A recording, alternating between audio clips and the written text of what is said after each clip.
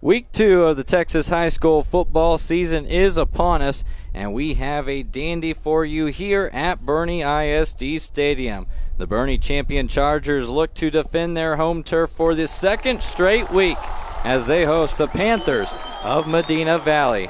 Sam Kamen here alongside Carrie Barbosa. Thank you for joining us here on this Friday night. And Carrie, it was at this stadium just a week ago that we got to see the first look of the Boerne champion Chargers in 2024. There were a lot of question marks about who these newcomers would be. They lost a lot of talent, and they impressed in a 31-17 victory over Laredo United South. Yeah, had a great home debut last week. They get to play at home again for the second week in a row. And like you said, a lot of questions because they graduated some 3- and 4-year starters.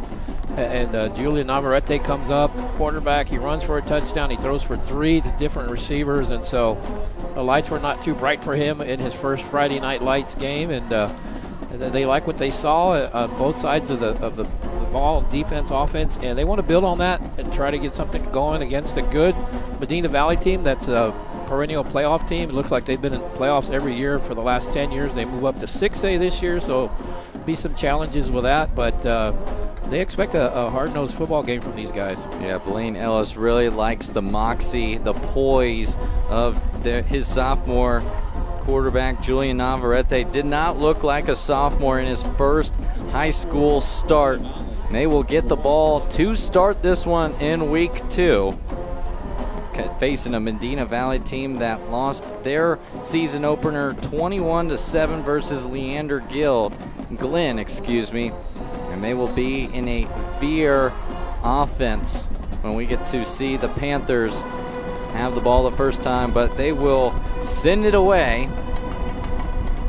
Their kicker, Connor Crisp, will send it away to at the 10-yard line for the Chargers, and we are underway here at Boerne ISD Stadium.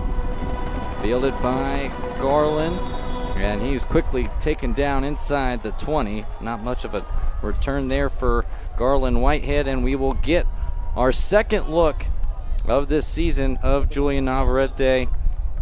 Game 1, 23 of 31 passing, 277 yards, 3 touchdowns, all to different wide receivers, and even took a touchdown with his legs. I talked to him after the game. I said, "Were you nervous?" He said, "Yeah," but I was okay. He said, "I was a little nervous. But once I started playing, I was fine." Could not tell he had any nerves last week versus the Panthers. Faces a different Panthers team. A read option. He'll give it to the running back Brady Smith, who was over 100 yards in his season opener. Good gain there on first down. Good job by Smith. He sees the hole. It's on that left side, and he finds it, cracks it for about 9 yards there. No huddle offense for the Chargers. RPO this time. Throws it over the middle, and that one's complete. Past the 40. The catch by Lucas Benavides. Had 7 receptions last week. Yeah, they like to hurry up. Twin set. Smith to the left of Navarrete. He wants to go deep down the far sideline. He's got a man inside the red zone. Big bomb to Brady Lampkin.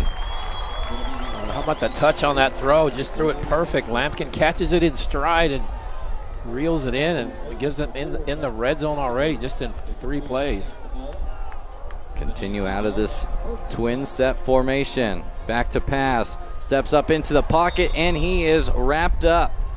Gibson Conrad, the senior defensive end, gets a sack there. First negative play for the Chargers. Well, talking to some of the champion coaches, they felt Medina Valley's defense is probably the stronger part of their game, and right there they showed that with that sack. Loss of 5, and we got movement before the snap.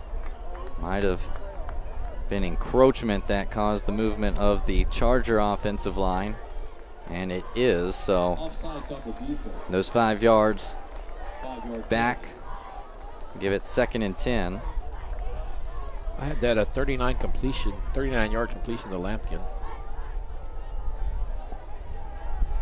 2nd and 10. That was a big chunk play there. Big explosive play. 2nd and 10 from the 19. A give up the middle, and Smith is stopped after a few yards. So it'll be 3rd down and 8 from the 17. They need to get to the 9. Well, you're in field goal range here. But, you know, they want to try to get that 1st down. Got to get it inside the 10 to about the 9 to move the chain. They are going into the wind. Winds have been up to 14 miles an hour.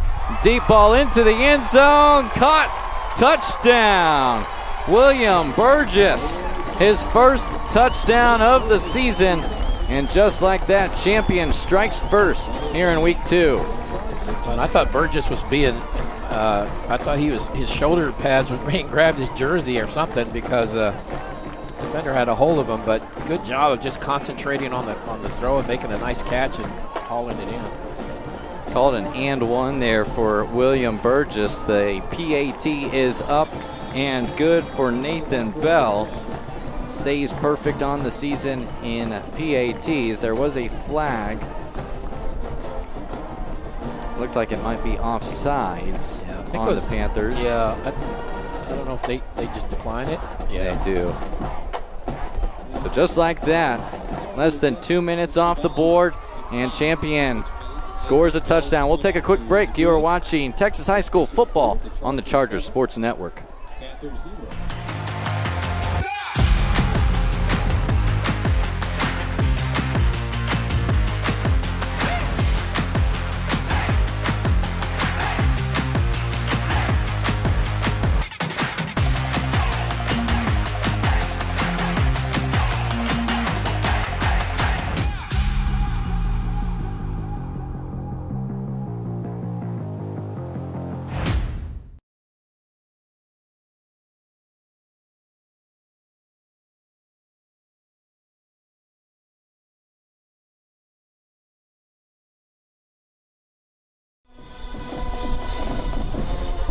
Touchdown pass from Julian Navarrete to his sophomore counterpart, William Burgess.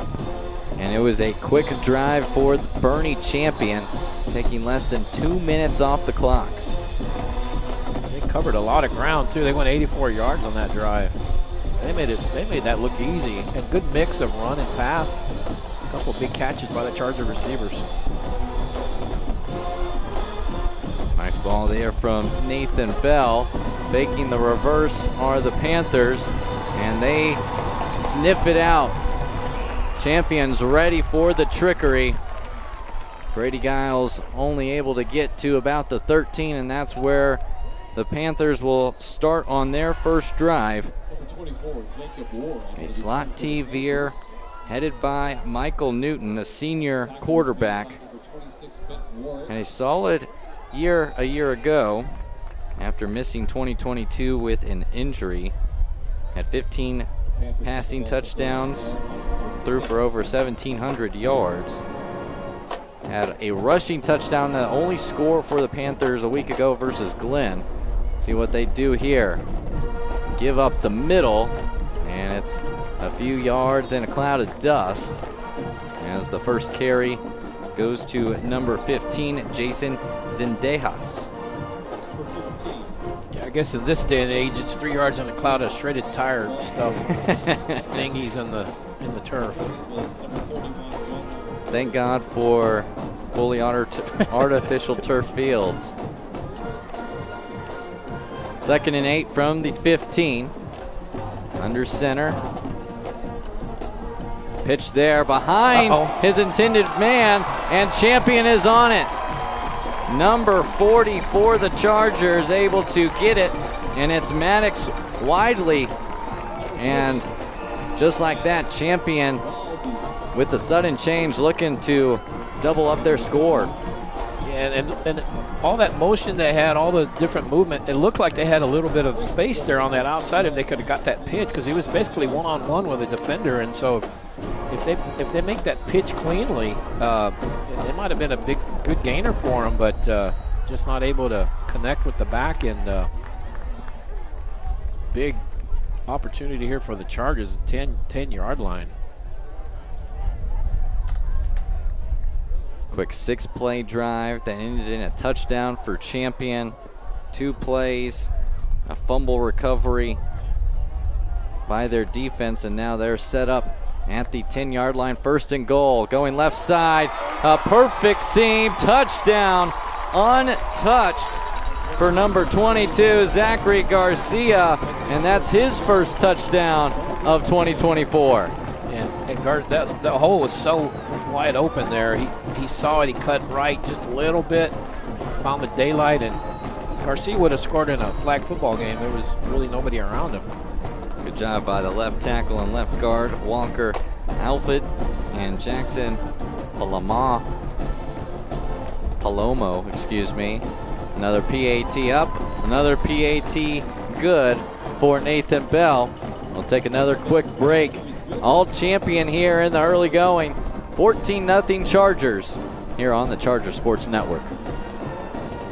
Better service, faster results. Let Toyota Bertie be your next pick for service. We're family owned and operated. And with express maintenance at our state-of-the-art service center, you'll be in and out in a flash. Right now, get 50% off your next oil change and complimentary loaner cars and rentals. Plus, service from our Toyota certified technicians is a recipe for success. Don't wait. Experience Vic's Pick for yourself. If you want the job done right, schedule your next service at Toyota Bernie.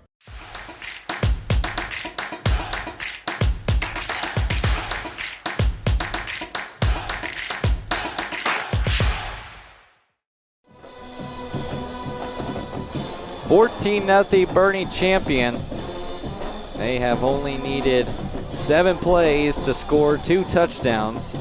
6 plays on their opening drive that took 1:52 off the clock, and they cashed in on the Panther turnover. 1 play, 10-yard rush for Zachary Garcia. That took 6 seconds off the clock. And they'll send it back over to the Panthers. A pooch kick there from Bell.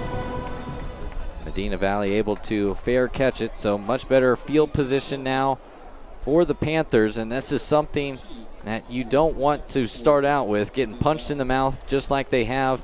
And with this slot T type of offense, you've got to almost be perfect when going up against a spread offense like the Chargers have. Yeah, it's tough for us, for a run-heavy team, to fall behind by too many points because it's hard to throw the ball. That's not something they're accustomed to. Give up the middle. Zendejas able to power his way forward for a gain of a few. Had 4 carries versus Glenn for 10 yards. Their leading rusher was Michael Newton, their signal caller. 10 carries for 46 yards and a touchdown. And that was something that Coach Britt had mentioned to both of us.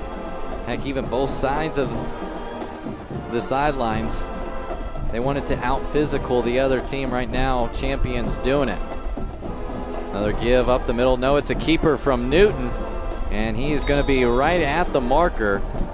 So a good gain and good read there from the senior quarterback. Able to pull the ball and move the chains. Yeah, a lot of misdirection in this type of offense, and the goal is to get defenders chasing the guy that doesn't have the ball. At that time, you saw a little bit of that. Kind of fooled us a little bit. I thought the fullback had it, and he didn't. It was the quarterback. So 2 receivers to the far side of the field, or the wide side of the field. Motion over to that side. Give up the middle again, Zendejas. Nice tackle there for the Chargers. Just a gain of a few. Jonah Farias with the tackle. Had 3 last week, including a sack for the Mike linebacker. This is what the Panthers like to do. They just kind of take their time. They huddle. You don't even see a lot of huddles nowadays. Most people just kind of line up at the line of scrimmage and look at the coach and look at their wristbands. These guys actually huddle and just kind of take their time, take the clock down, shorten the game a little bit. Some old-fashioned football versus the new school of football. Give up the middle. Zendejas busts through inside the 40 and dragged down from behind at the 37-yard line. Couple small runs and able to break loose there. Yeah, just right up the middle, and once he got to that second level where the linebackers usually are, there was nobody there, so he takes it for a big gainer. Only played in one game last year, had 3 carries for 12 yards. He got about 20 on that one, so he surpassed all of last year. 4 carries so far. Keeper there from Newton. Another bobbled pitch. The ball's on the ground, and we'll see where they point to the Chargers. Another mishapped pitch there from Newton behind his pitchman once again, and Bernie Champion right on top of it. Serber able to recover the fumble. He's the anchor of that Champion defense. Second turnover. And that's a backbreaker for this Panther team that was driving there the second time they had the ball today. Yeah, that really hurt because, like you said, they had some momentum, and that had a chance to be a good gainer for them, but just can't hold on to the ball. Twin set. Looking for a deep shot is Navarrete. Jump ball, and it's caught. Everything's going the Chargers' way. And William Burgess, another big gainer. Well, that time Burgess, he knew where the ball was. The defender was kind of looking at him, and Burgess just goes up and gets the ball. Going quick, and a little too quick, as the Chargers will back up 5 for a false start. Again, we mentioned the wind is whipping pretty good here in Bernie. Perfect conditions though, 81 degrees. Nice cool breeze of 12 miles an hour, gusting at 23 miles an hour. Champion going right into the teeth of the wind, and they're not fazed by it right now as Smith gets almost every single penalty yard back. 2nd and 11 now. Back to pass and more whistles. Our head linesman throws another hanky on the field for a false start. Yeah, Lane Ellis over there talking to the official. I don't know who it was on or something. He's talking to him. He was talking to him. Yeah, nothing hurts a good-looking drive more than penalties. Back-to-back false starts. Only 2 penalties so far today have been on this drive. Another give going left side as Smith has some room and is inside the 35. So now 3rd and manageable for the Chargers. That was a pretty hard hit by Crisp on the other side.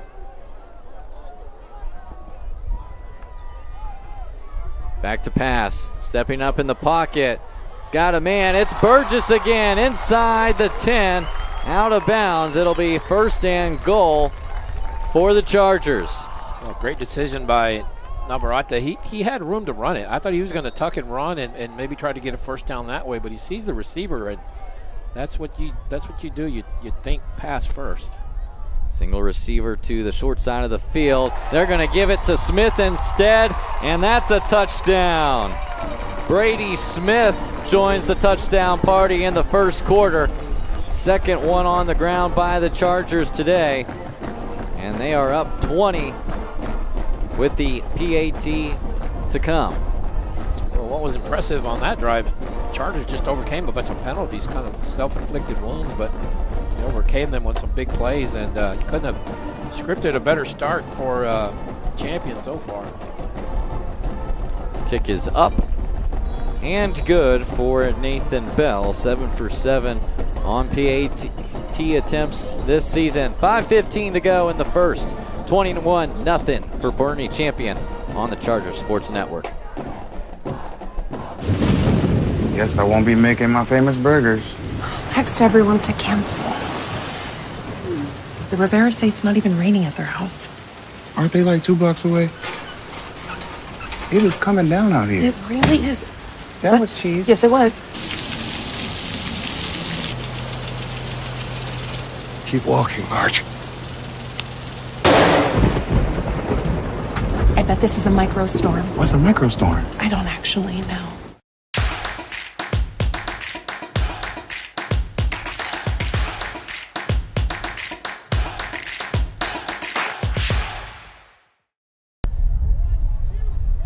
Another drive, another touchdown for the Bernie champion Chargers. The second rushing touchdown for champion of the day.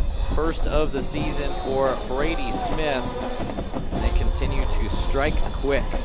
Well, and again, and this is something we saw last week. You have three different guys scoring. You have Burgess scoring, you have Garcia, and you have Smith scoring. You can't focus on just one guy if you're the Panthers defense.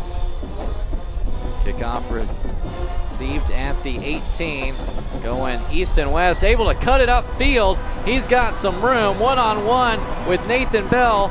Stiff arm, still going, and he is in. A kickoff return for a touchdown.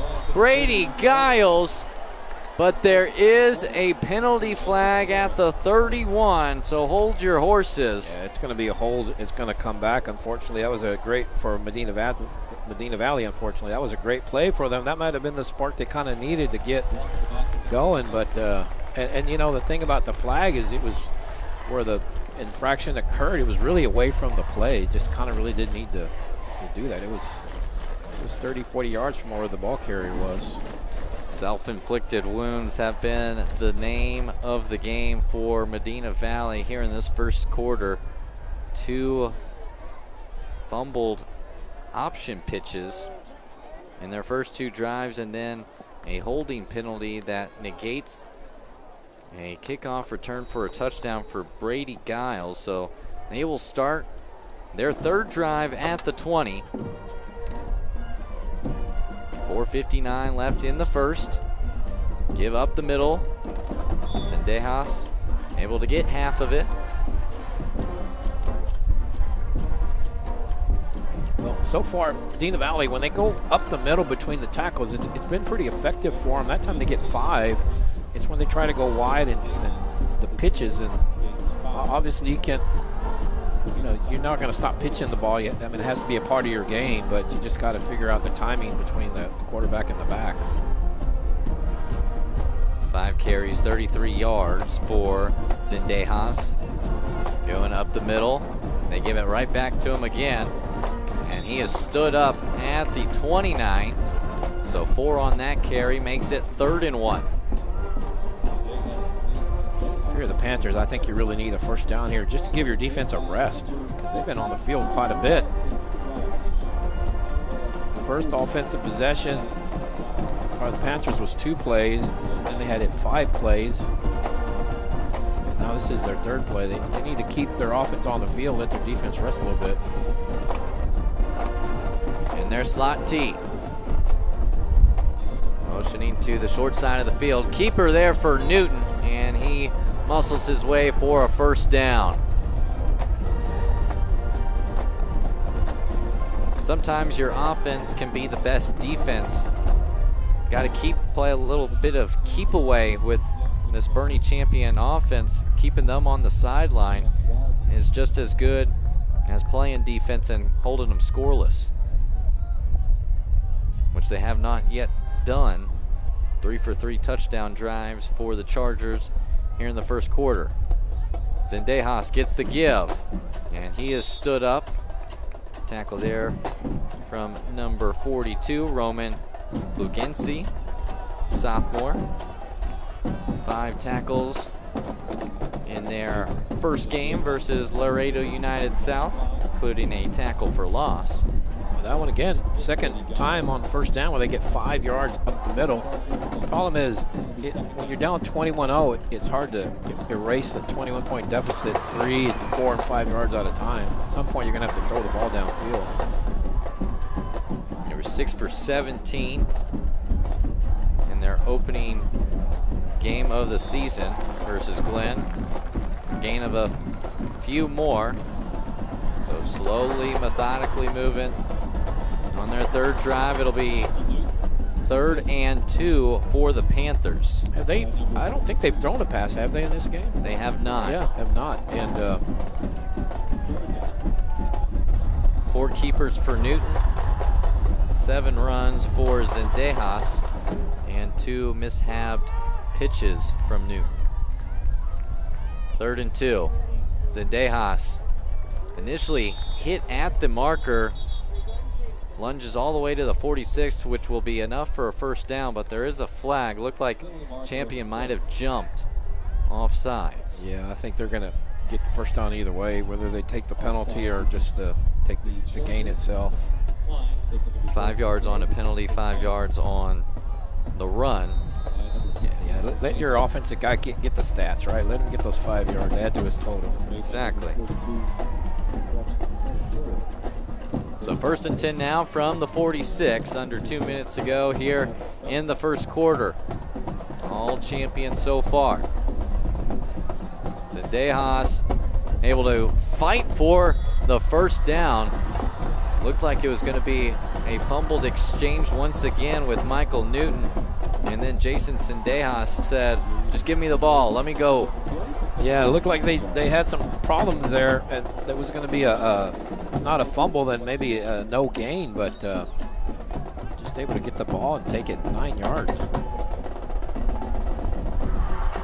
People don't realize with these slot T offenses, the decision-making Newton's got to make are split-second decisions with his reads. Zendejas gets the give. He's got the first down and more. The offensive line pushing the pile all the way to the 40. They won't give him forward progress. Back it up to the 41. Zendejas proven to be the workhorse here for the Panthers backfield.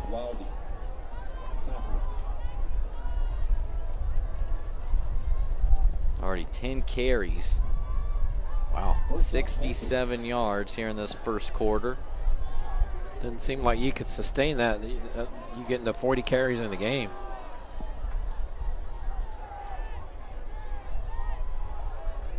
Under 20 seconds here in the first quarter. Almost able to bust loose once again. Just outside the 35.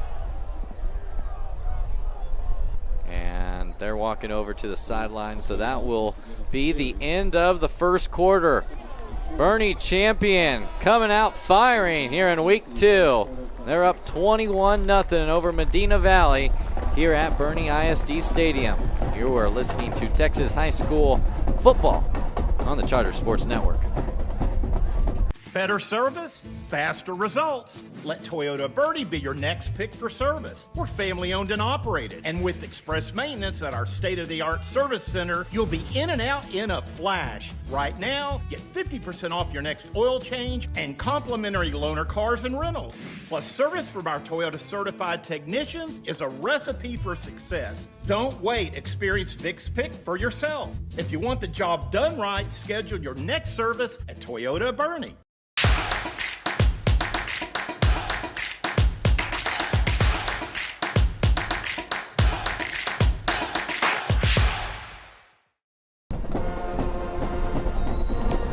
Ready for the second quarter here at Bernie ISD Stadium. The Chargers have scored on every single possession. 2 rushing touchdowns, 1 throwing touchdown for Julian Navarrete.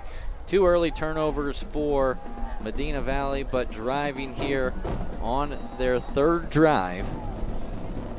They had some success before their second fumble.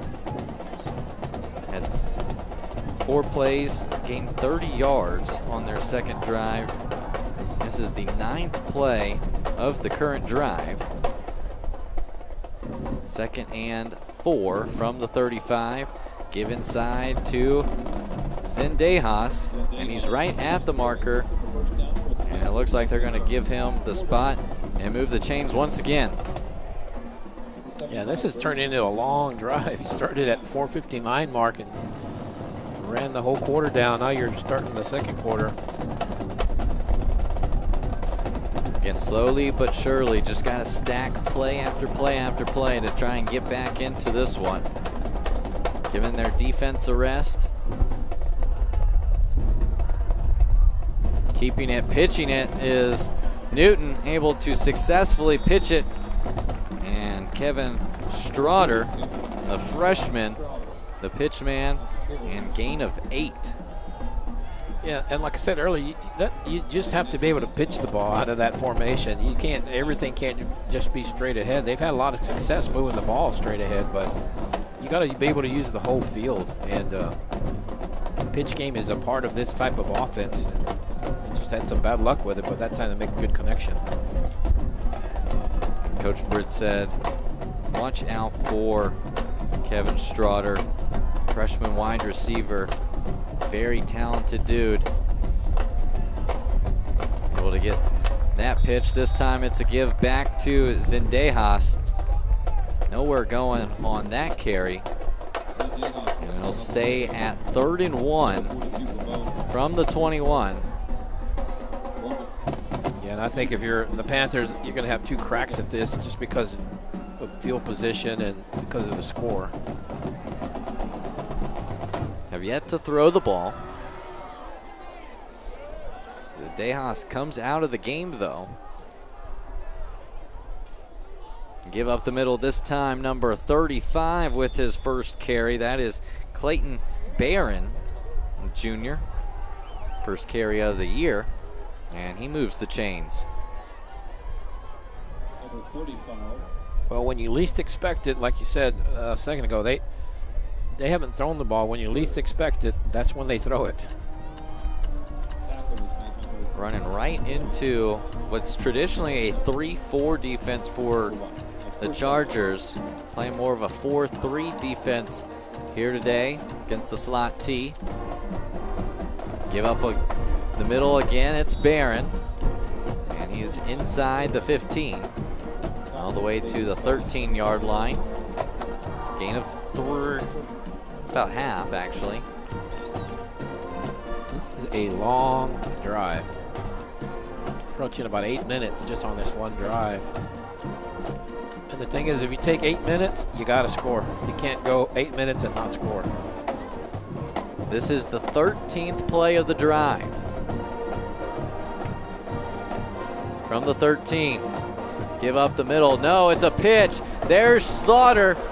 And that's a touchdown for the freshman. Kevin Straughter, his first high school touchdown. And he caps off a long drive for the Panthers. Get them right back into it. Well, that was a nicely executed pitch by the Panthers left side, and really no one there for the Charger defense. Everyone got sucked in the middle, which is what that offense does with all that misdirection. That's the goal, is to draw people to guys that don't have the ball. PAT is up and good for Brennan Keir. So 8:50 to go in the second quarter. Medina Valley on the board, 21-7 lead for the Chargers on the Charger Sports Network. Guess I won't be making my famous burgers. Text everyone to cancel. The Rivera say it's not even raining at their house. Aren't they like 2 blocks away? It is coming down out here. It really is. That was cheese. Yes, it was. Keep walking, Marge. I bet this is a microstorm. What's a microstorm? I don't actually know.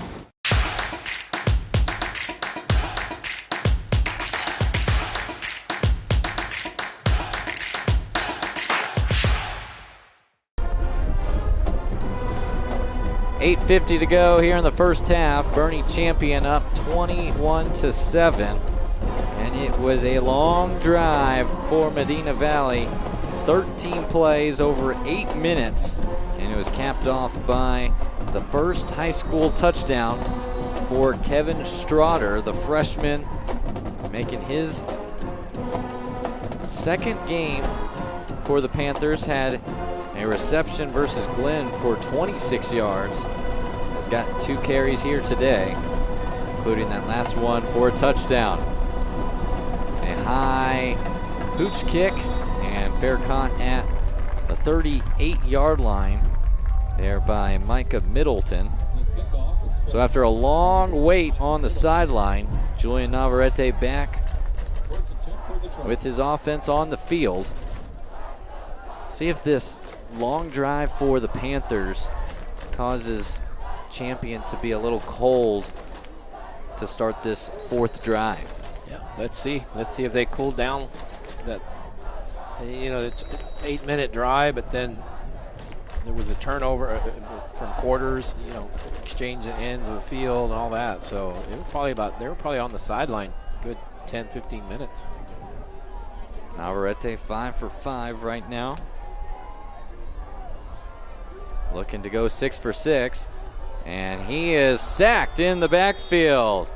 Isaiah Martinez with the takedown.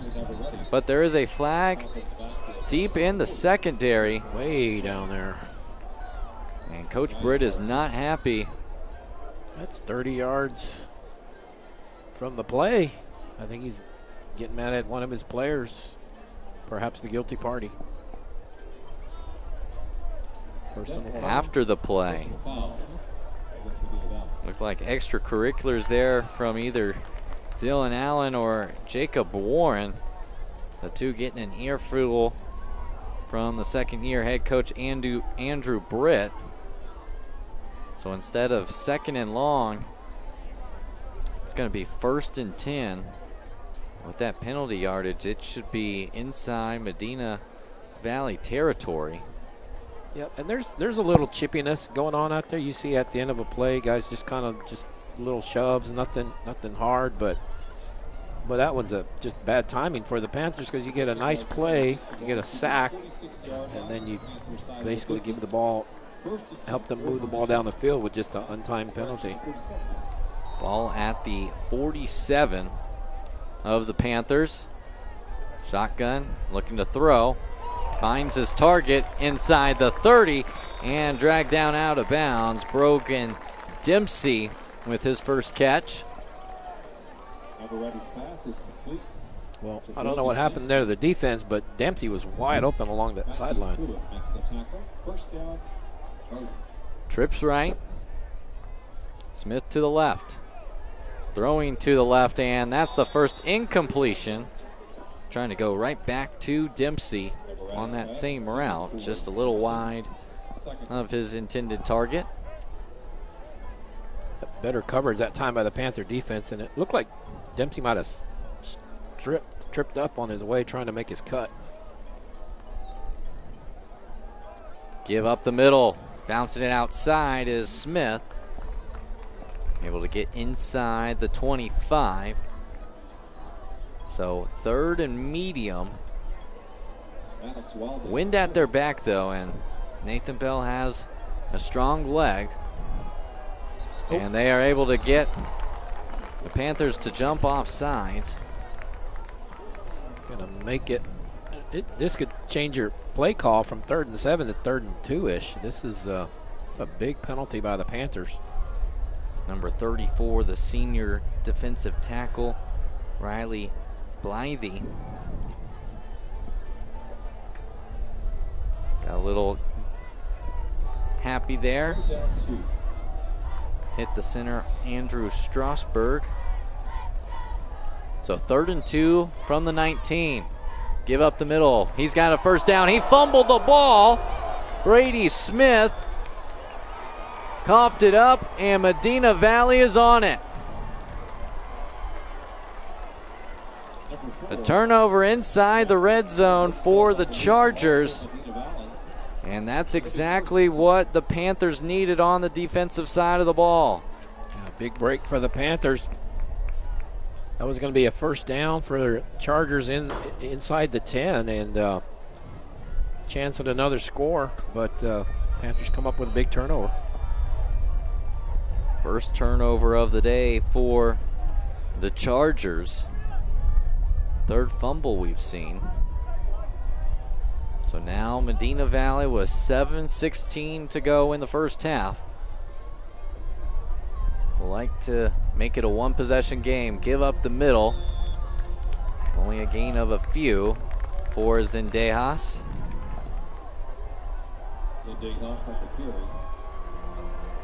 You thought the last touchdown drive was long, going 80 yards, 13 plays over 8 minutes. They pull off a similar drive. This is going to be possibly a 21-14 game going into halftime. Yeah, that's why that was a big turnover, because the running teams, it's hard for them to catch up. Give, and a nice stop there by the Chargers. Jonah Farias once again stopped right at the line, but able to get a few was Zendejas. So 3rd and 5 from the 14. Both teams with 3 timeouts as we approach the halfway mark in the second quarter. 2 wide receivers to the right. Newton under center. He's gonna keep it, breaks 1 tackle, gets all the way to the 20. It's a first down. Joshua Suber with the tackle, but Michael Newton doing just enough for the first. Yeah, I tell you, Zendejas, they faked the ball to him up the middle, and he drew a lot of attention, and he actually got tackled, which is what you want. You want guys without the ball getting hit, because the defenders think they have him, and that was because he's carried it so much, they expected him to do it. Give up the middle. 2 lead blockers with 3 in the backfield. That was kind of a wishbone, wasn't it? It was. Yeah. This time it was number 5, Brody Rips, with his first carry of the day. Got the ball 5 times last week. 73 all-purpose yards, 43 of them as a receiver, 30 as a runner. He goes in motion to the wide side of the field, and flags are thrown. Looks like there'll be another false start. So back them up 5. Penalties, turnovers have costed Medina Valley so far in this first half. Yeah, that's tough when you're a ground team to even backing up 5 yards. That's a lot to overcome for a run-heavy team.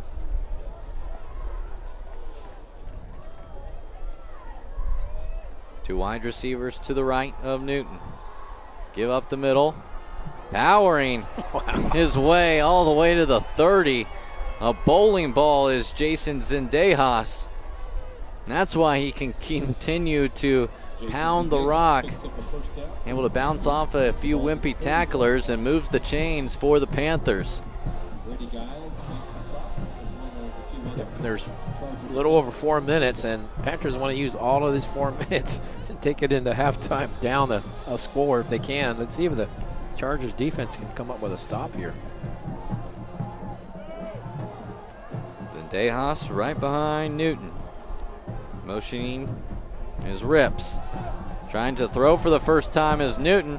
Finds his man complete at the 40. Raymond Rodriguez with his first catch of the season. Enough for a first down. Very effective pass game. You know, when you do it, usually it results in good things. He was 55% as a passer last year, 112 completions and 202 attempts. 15 touchdowns, 6 interceptions. Zendejas hit right at the line. Multitude of Chargers there, including Seth Wood, who had 6 tackles against United South. Wood with a good hit. Limited the gain to about 2. It just seems like if they can get on first down, they get 4 or 5. That makes it easier for them going second and third down. You can hold them, puts them in a little bit tougher spot. One wide receiver to either side. Motioning to the right is Rips. Fake the toss to Zendejas. Rolling and unable to hang on to the ball. is number 19, Joseph Habe. The H-back for the Panthers, just a little behind him, and could not juggle it for a catch. Hudson Simmons right there. Hudson may have been able to come up with a pick if you know, he was just focused on the defender and making the tackle. But almost a pick by Hudson Simmons. Charger fans on their feet. 3rd and long for the Panthers. 2:40 to go in the first half. Champion up by 14. Fumble the snap is Newton. Able to try and get all the way to the 45. He'll be short of a first down. It'll be 4th and 4. Medina Valley's got to get to midfield, and Bernie Champion will call their first timeout with 2:24 left. 2 remaining for the Chargers, 3 for the Panthers. And here's the big question. Going into the wind, how effective is a punt for Medina Valley, or do you decide to risk it in your own territory and go for it on 4th down? Yeah, that's the question the coaches are gonna talk about with the players over there. And you know, the players always want to go for it. They always want to go, but I think that was the timeout. Chargers call a timeout, make sure they got the right personnel in, but that gives a chance for the Panthers to talk about what they exactly want to call here on this play. We don't have the ESPN analytics of 4th and 4. Is it go or punt? I think it's a go. I just think with the score, and here's the thing too, you could just line up and try to draw them off, because if you do get a 5-yard offsides, it gives them a first down. So that's one thing Chargers have to be aware of. 4th and 4, got to get to midfield. Faking the toss is Newton, looking to throw. It's Rips. He's got the first down and more, out of bounds at the 44-yard line of Champion. A nice misdirection screen there from Medina Valley, and they continue their drive. Yeah, that was a very good play call. Like you said, they kind of look right, and then they come back left. And again, not a lot of passing, but when you do pass out of this run formation, it's very effective, or at least tends to be. Gain of 11 there for Brody Rips.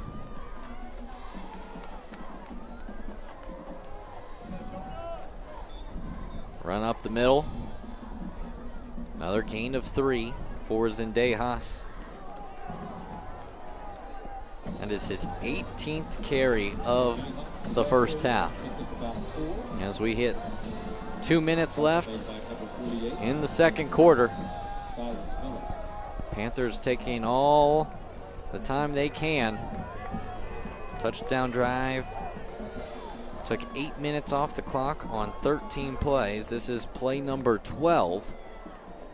Newton back to pass. Now he coughs it up. Tried to run it, and Champion is on it.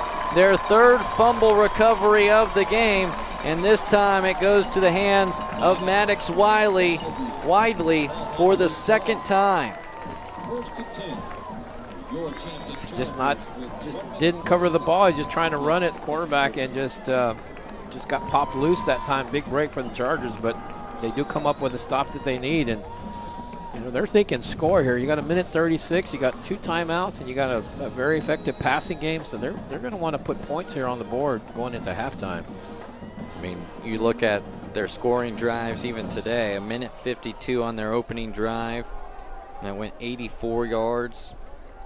They only needed 6 seconds to go 10 yards after they cashed in off the first Medina Valley fumble, and then 55 seconds on their 3rd touchdown drive.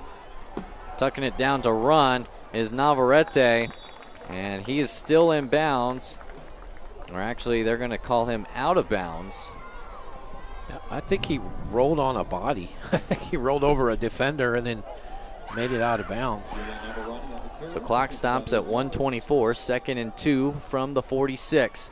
Looking to pass, steps up in the pocket, and that's another sack.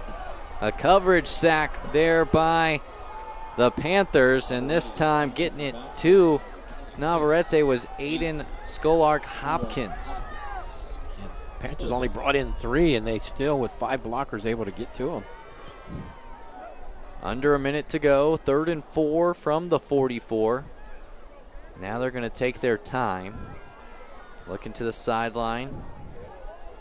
Get some more instructions from coaching staff. Twins to either side, give up the middle. And right at the marker is Zachary Garcia. They're going to move the chains. And we've got an injury timeout as James Vallejo, the middle linebacker, will come off the field. So 39 seconds, 1st and 10 from the champion 48. The wind at their back. Nathan Bell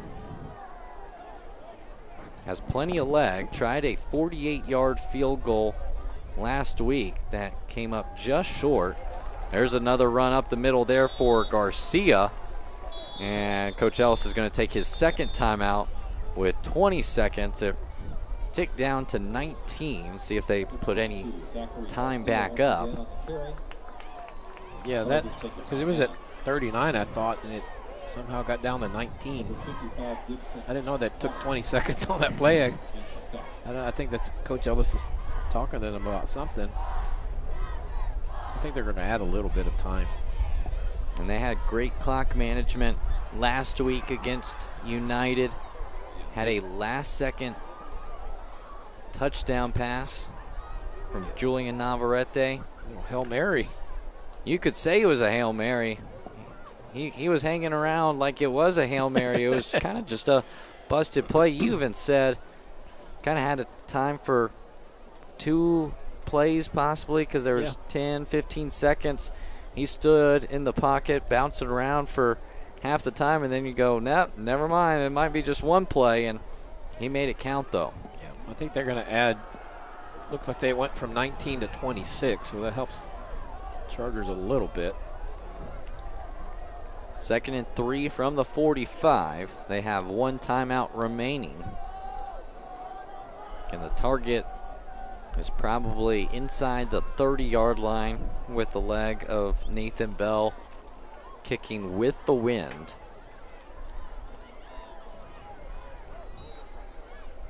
Strong wind gusting over 20 miles an hour. Motioning to empty is Garcia.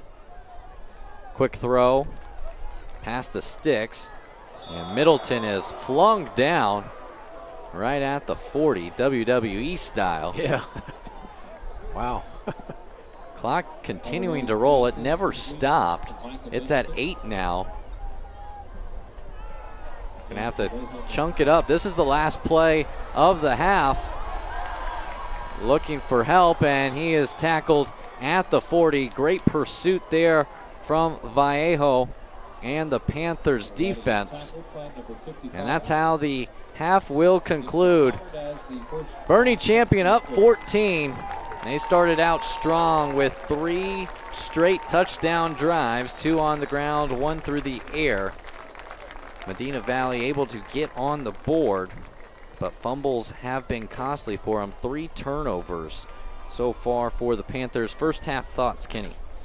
Well, just a great start by the Chargers. I think Medina Valley, you know, they kind of imposed their will there after the 21-0 lead. That they come out and get that long touchdown, take over 8 minutes, and then had a fumble recovery, and then they had another good drive going, but they've been just self-inflicted wounds, just not able to hold on to that ball, and that's been, I think, the biggest difference in the game. So it is halftime here at Bernie ISD Stadium. We'll take a break and get you set for the second half after these messages. But at half, Bernie Champion 21, Medina Valley 7.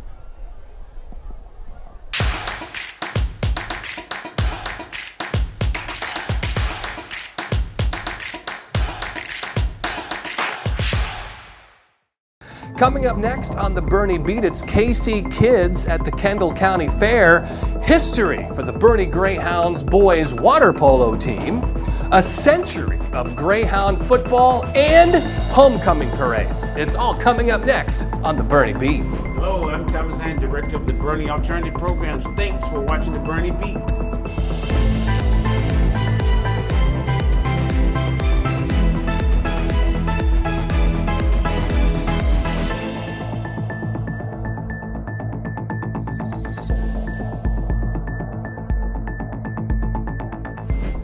Hello everybody and welcome to the Bernie Beat, sponsored by Bernie Radio. Here are some of the top stories from around Bernie ISD this week. It's a tradition like no other. At the annual Kendall County Fair, Bernie ISD special education students were treated to KC Kids Day. Students experience all the fun at the fair, including a petting zoo, carnival, painting mural, and more. The event takes many volunteers and PE partners to make it a yearly success. The annual event took place the Friday before the fair opened. A Bernie ISD team made history. The Bernie Greyhound boys water polo team picked up their first win in school history by beating Marshall 17-12 in a district matchup at Northside Natatorium. It's the first ever season for the Greyhound boys and girls water polo teams. Speaking of history, Bernie ISD is celebrating plenty of it this year. This fall marks the 100th season of Bernie Greyhound football. Bernie ISD hosted a celebration prior to Thursday's Greyhound home opener with football alumni and former coaches in attendance. The celebration of the 100th football season will continue all year. Speaking of football, the Bernie Greyhounds will host its annual homecoming parade on Monday, September 16th at 6:30 p.m. There will be a full road closure on Blanco Road from Main Street to Esser Road from 6 to 7 p.m. Following the parade, there will be a community pep rally at Bernie ISD Stadium. Those are the top stories from around Bernie ISD this week. Thank you for watching and have a great weekend.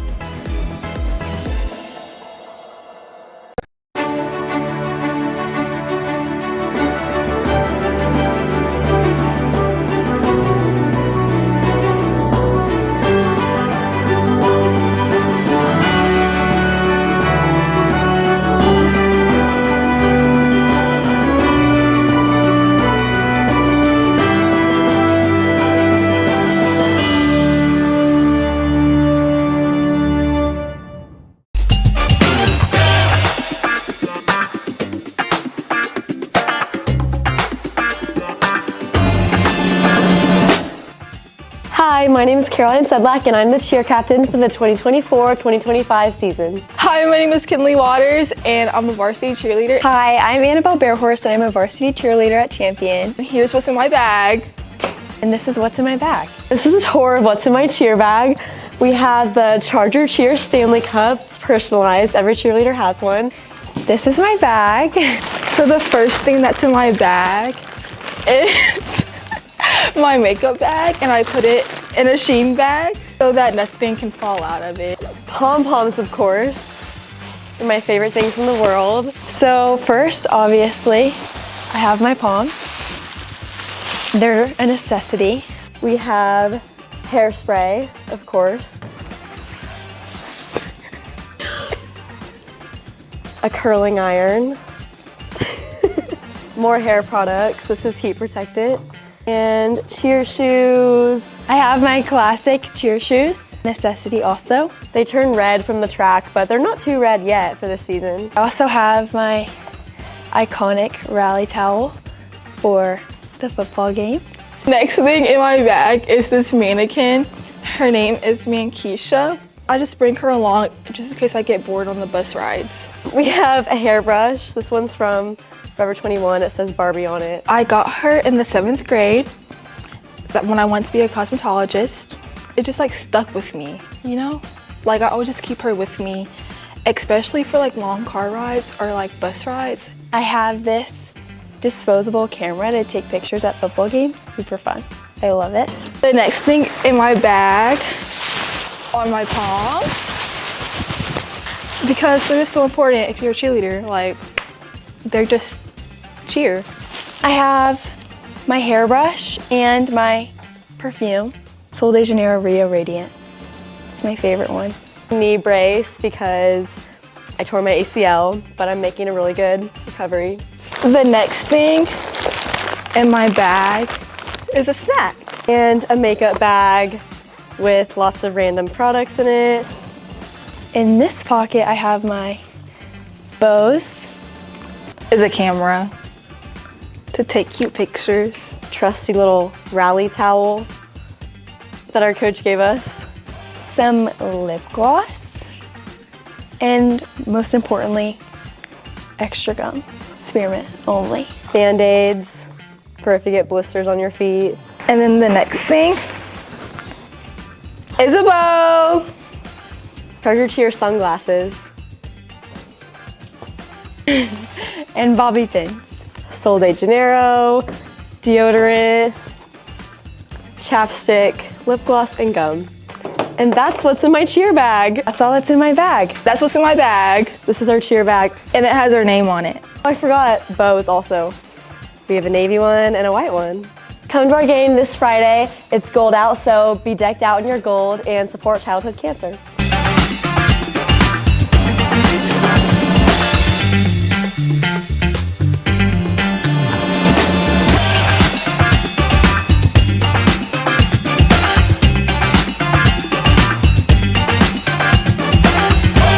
She's like a cheer mascot in a way.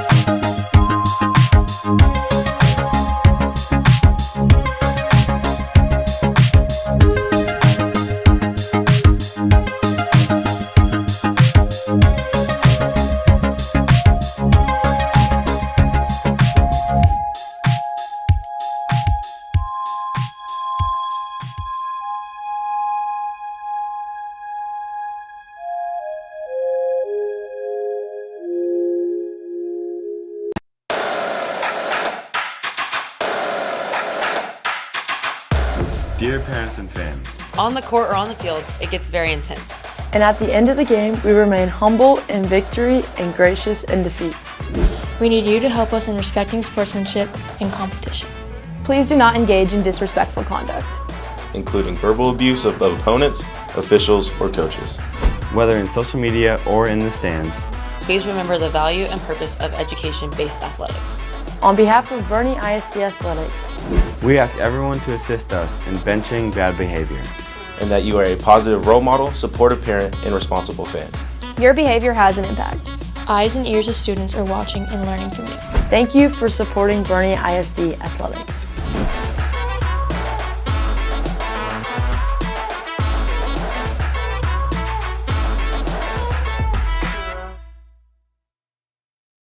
At Boerne ISD, safety and security is our top priority. Let's review our safety and security protocols. Hold in your room or area. Clear the halls. Students, clear the hallways and remain in your room or in the area until the all clear is announced. Do business as usual. Adults, close and lock the door. Account for students and adults. Do business as usual. Secure, get inside. Lock outside doors. Students, return to the inside of building. Do business as usual. Adults, bring everyone indoors, lock outside doors, increase situational awareness, account for the students and adults, do business as usual. Lock down. Locks, lights, out of sight. Students, move away from sight. Maintain silence. Do not open the door. Adults, recover students from the hallways if possible. Lock the classroom door. Turn out the lights. Move away from sight. Maintain silence. Do not open the door. Prepare to evacuate or defend. Evacuate. Students, leave stuff behind if required to do so. If possible, bring your phone. Follow instructions. Adults, lead students to the evacuation location. Account for students and adults. Notify if there are missing, extra, or injured students or adults. Shelter. hazard and safety strategy. Students, use the appropriate safety strategy for the hazard. Adults, lead the safety strategy. Account for students and the adults. Notify if there are any missing, extra, or injured students or adults. In the event of an emergency, the only official messaging will be from law enforcement partners or Bernie ISD. Stay safe, Bernie ISD.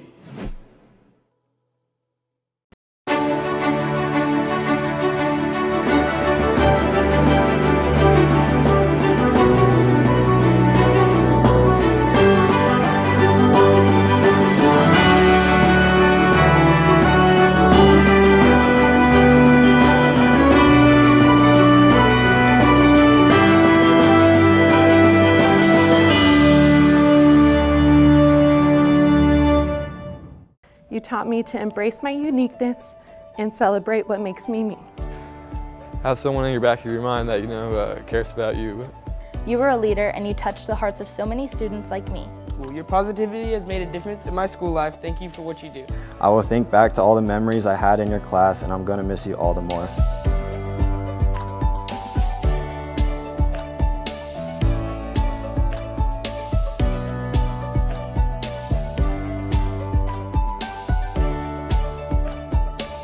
Kids are what got me here and what keep me here every day. And I've been so blessed over the years to teach so many good kids. The family camaraderie that a lot of my colleagues have taught my children. I've taught many of their children, and it just feels like a big family. A mí me encanta trabajar aquí por los estudiantes y también por los maestros. And I love working here because I have amazing students and amazing colleagues. Became great friends with his classmates and his castmates. It was awesome. Oh, hey, Linky. I was Susan. I got asked to write a letter for a teacher. So, life changed, and he even asked me this year for more. Oh my goodness, Morgan. Hello. Hi. How are you? Good, how are you? What are we doing? I have something to tell you, actually. Hi. Hi. What are you doing? I have a letter to read you. And I brought these for you because you've been such an impactful teacher in my life. Knowledge from calculus that I provide. So yes, those are really cool moments where they start to see how things fit together and things make a little more sense. There we go. Okay. Mr. Mertz, so wrote this for you. It feels like ages since we shared a laugh. As I sit down to write this, I can't help but be washed over with nostalgia, reminiscing about the days when the classroom was the ultimate hub of excitement and inspiration. You continue to inspire me. Your generosity and selflessness have shaped me into the girl that I am today. As far as like my high school journey went, theater was probably the one big thing that taught me like the most about life. Senior year is made up of all kinds of memories, both good and bad. However, when I look back at all the memories I made in your class, there's not one that doesn't put a smile on my face. Thank you, Ms. Bailly, for your influence starting with elementary school through middle school. Your positivity has made a difference in my school life. Thank you for what you do. I want to thank you from the depths of my heart for being more than just a teacher, a mentor, a muse, and a guiding light. Love it. I appreciate your intentionality and guidance for me and all of your students. I will forever admire you in the way that you live your life. I love you, Addison. What's most important is how you treat people, and that's really the only thing that matters, which is also good because that's the only thing that you can control. So, thank you. Oh. Gracias para que tú haciendo. Gracias por lo que haces, o gracias por lo que has hecho. Muchas gracias. Thank you, Mr. Mertz, for making my senior year just that much more special. As my year comes to an end, I already feel myself starting to miss you. Sincerely, Charlie, you're jealous. Thanks, Charlie. Thanks, buddy.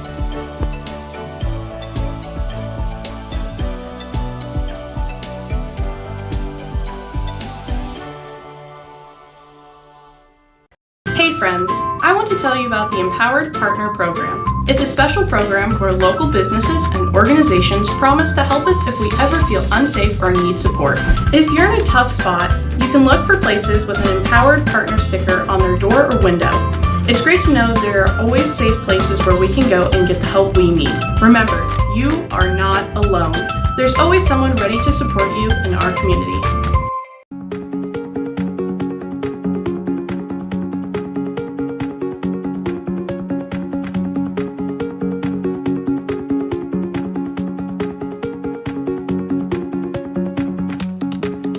everybody. My name is Michael Smith, and I handle the hiring and development for Florida Bernie. Hi, I'm Samantha Morganroth. I'm the program coordinator here at Dusk Greenhouse. I'm Heather Boyette. I am the marketing manager at Synergy. When we're thinking about hiring Bernie ISD students, we really look at their work ethic. We look at how they show up, their references, their impact in the community. Are they involved? What is it they're trying to do? First and foremost, relevant educational experience and any certifications in certain areas. Also, their willingness to learn, their work ethic, and not being afraid to ask questions. We look for attributes such as communication, professionalism. One thing in particular that stands out to me is if somebody understands the career path that they would like to go through, having that vision and understanding brings commitment. The biggest thing we look for when we're looking at employers is someone who has critical thinking and problem-solving skills. You have to have that in every industry you're in, and so, someone who can take a challenge and be creative about the way they solve it, and then use the resources around them. So use the people you know, the connections you have, your experiences, and just find a way to solve a problem. I think from the marketing perspective, having any Adobe experience, Photoshop, Illustrator, Premiere Pro, that sort of thing, and then having Microsoft Office knowledge or experience. On the engineering side, more so AutoCAD and then even Python. So with a student, we would be looking for something that shows above and beyond, right? So any type of volunteer work, athletics, any type of engagement with the local community, that's something that not everybody does, and it can stand one individual out in comparison to other peers. I would encourage Bernie ISD students to really get involved and to see what's out there in the workforce area of Bernie, Texas. There's a lot of jobs that you don't see just driving down the road. You have to go in and ask and say, hey, how does this work? So I'd encourage Bernie ISD students to get curious, find out where the work they want to do is happening, and go pursue it. I think the students that have come to us have been exceptional. They've been smart and they've been on time. I think the BISD students are great candidates. I mean, we have such a great community, affluent demographics in particular. That's tough to narrow down the really areas of opportunity, but I will say that the number one thing that I see in our business is the need for trades. And then we also really look for people who are just really about getting involved. So whether it's with a sport or a church or a club or an organization or volunteer work, just people who are all about getting involved, and not just getting involved in every organization that you can, but really committing to a couple that are really important to you, finding ways to take on leadership roles, and that just really kind of shows that you're ready to invest in an experience.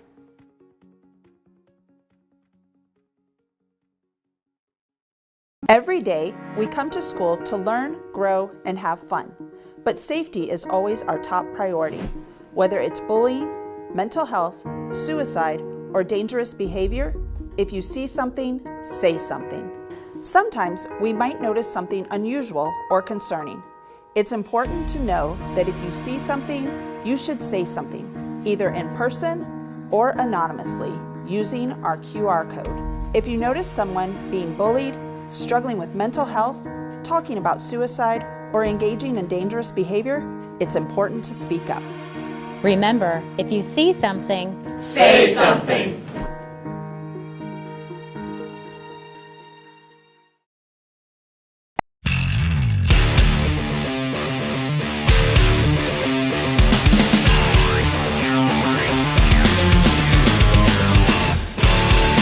This is one of those opportunities we hear about collaboration and how important industry is. This is what makes Bernie ISD so special, that we've actually implicated community partners with industry partners, and this marriage is just, well, it's why we're here tonight.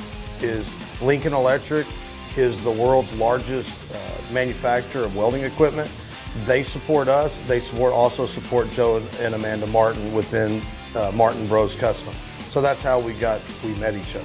Learning that this opportunity was coming to us is pretty special. We're just, to be able to show our projects on a stage like this, I mean, it's really amazing, and to have an opportunity to speak about our experiences and what it means to be a part of something like this is really special. For me, I think the most exciting part of the project was probably designing it, actually. You know, I got to take kind of a more leadership step in designing it through CAD, and so that was a really cool opportunity for me because it's something that I've been working on for the last couple of years of like how to use it, how to do it. I think some of the challenges started, as any project, started right from the beginning. Really just getting what was in our brains on a sheet of paper sounds easy, but it's actually extremely difficult. And that's where the whole project began. And that lays the foundation for how the rest of the project's gonna go. This project has helped me tremendously growing as a welder and a student, because as a welder, you never truly master your craft. You're just getting better and learning. And with this project, it's just new challenges that every other project brings, and it just helped grow my skills. It helped me grow as a welder and a student as a student, we learned lots of teamwork, dedication, responsibility, and work ethic. And as a welder, I got to learn how to weld on pipe and square tubing, and especially 90-degree angles. The real design problem was trying to design a gate that was worthy enough to go in front of a man that's building $500,000 to $1 million cars. And most of the time during gate construction, you want to be able to keep the gate low to the ground so livestock doesn't go underneath it. So be it that it was for a custom car builder, we were able to really get creative within our designs.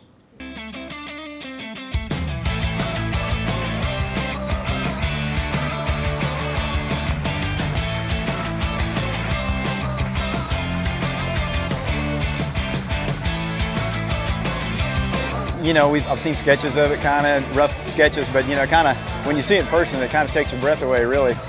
You know, and you think, well, it's just a gate, but it's a lot of work. It's a lot of blood, sweat, and tears with these students, and just a lot of innovation.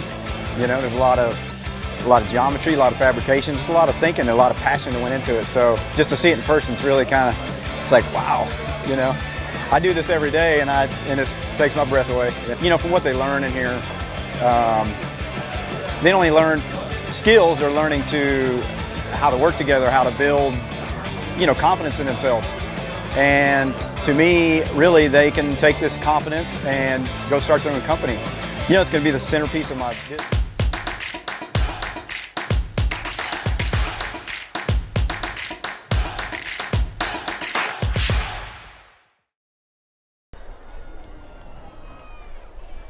Ready for the second half here at Boerne ISD Stadium. Through 24 minutes, Boerne champion 21, Medina Valley 7 here in the broadcast booth. Sam came in alongside Kerry Barbosa.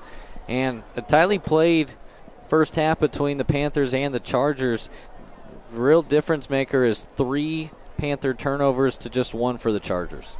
Yeah, that's been a difference. And we were talking about what would the game be like if not, but that's of course hypothetical, and Chargers had their own turnover, so that killed the drive right there. But I thought the opening quarter of the first quarter was just our opening part of the game where champion scores on the first drive, and then they get a fumble 2 plays into the Medina Valley drive. The defense comes up with it, and they score 2 plays later, and they have 14-0 lead. Just basically, 3 minutes into the game. That kind of set the tone. And it's kind of put Medina Valley in a position of having to play catch-up. They're right there, but running team that takes 8 minutes to score, playing catch-up if the lead gets too far away is a tough thing to do. And I thought we didn't see a pass in that whole first quarter. They threw a little, opened it up more, the offense a little bit, started throwing. And I thought when they threw, it was very effective passes, and it moved the ball downfield for them. So let's see what adjustments the coaches make at halftime. They'll get the ball to start the second half. There's a pooch kick that will land at the 22, fielded there by Giles. Returned one all the way to the house that was called back. He gets to just outside the 30, and that's where the Panthers will start here in the third quarter. Some stats from the first half on the Medina Valley side.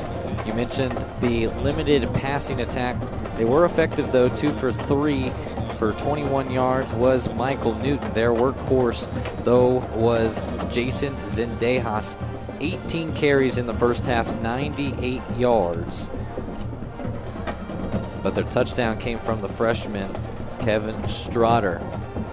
Here in that slot T, and over 100 yards now goes in Dejas with that carry. Able to pick up just about half. That's an incredible pace. He's on pace for about 35, 36 carries, and boy, he's first in the whirlpool when they get back to the school. And he has been a bowling ball, has bounced off some wimpy tacklers. It's been a lot of 4 and 5 yard gains. His longest run though, 20 yards. Came in the first quarter. He gets the pitch here going outside, and he's going to be right at the sticks. We'll see if they give him the first down or if they mark it just short. And it's at the 39. I haven't said. They're still deciding. Got the first down signal, and now the chains start moving. There we go. Medina Valley, we talked about that. Well, that one scoring drive was an 8-minute drive, and even in that drive where they fumbled, they took about 6 minutes off that clock. So 2 drives have covered more than one entire game quarter. Yeah, that last drive that they had, 62 yards, 12 plays, that was a fumble by Newton. Here's a pitch.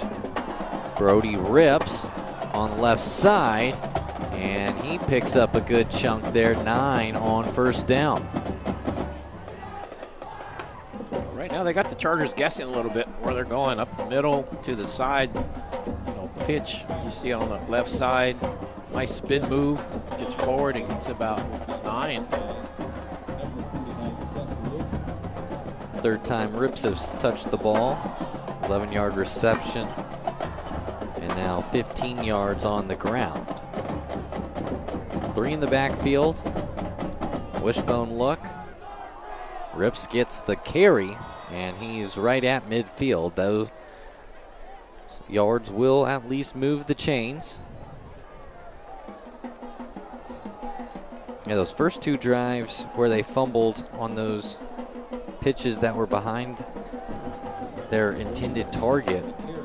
2 plays and 4 plays. Those kind of after those 2 drives, the cobwebs got sorted out. They've been firing on all cylinders. Back to pass down the far sideline, and that one is in the breadbasket.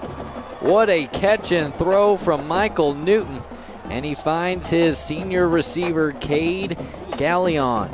Yeah, I mean, he had a receiver wide open, right across the middle. Look at him at the 25. He was wide open. He went to Gallion on that side. But either way, it's an effective pass for a first down.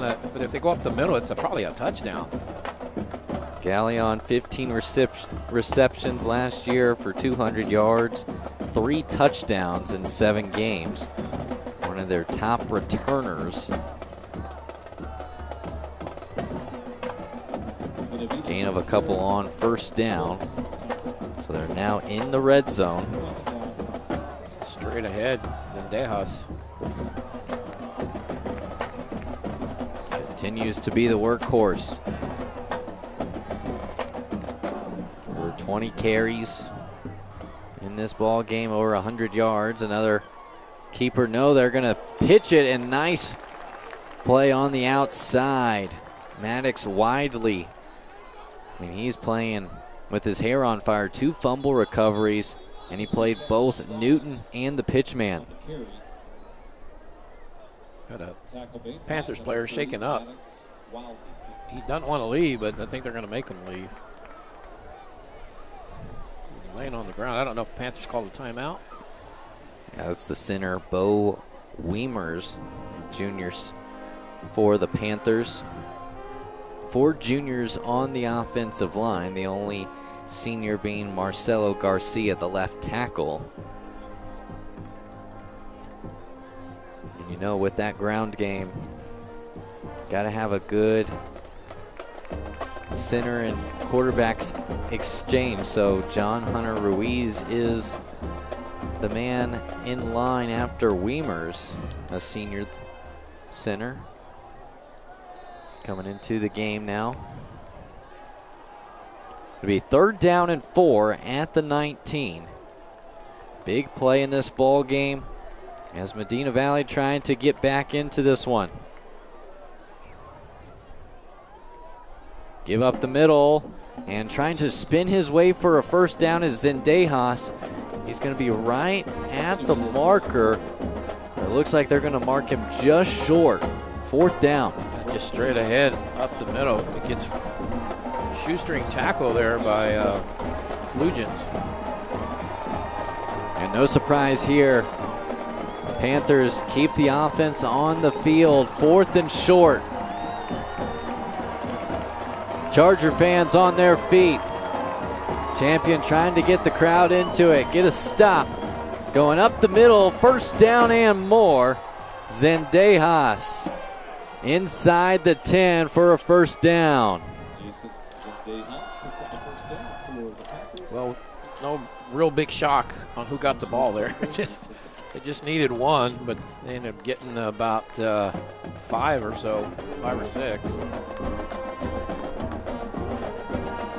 Zendejas right behind Newton.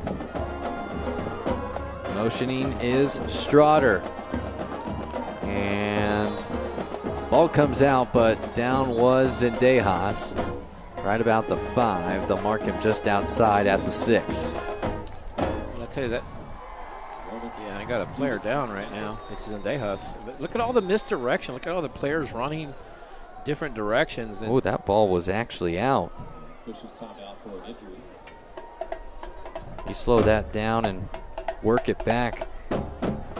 He gets punched out there by Flugents just before Zendejas rolls onto the ground. Obviously no instant replay to be able to challenge for head coach Blaine Ellis. No red flags to throw. Only for us to wonder about. Off on his own powers is Zendejas. It looked like it was just cramps for the time being. It makes sense though. 18 carries in the first half, already 6 on this first drive.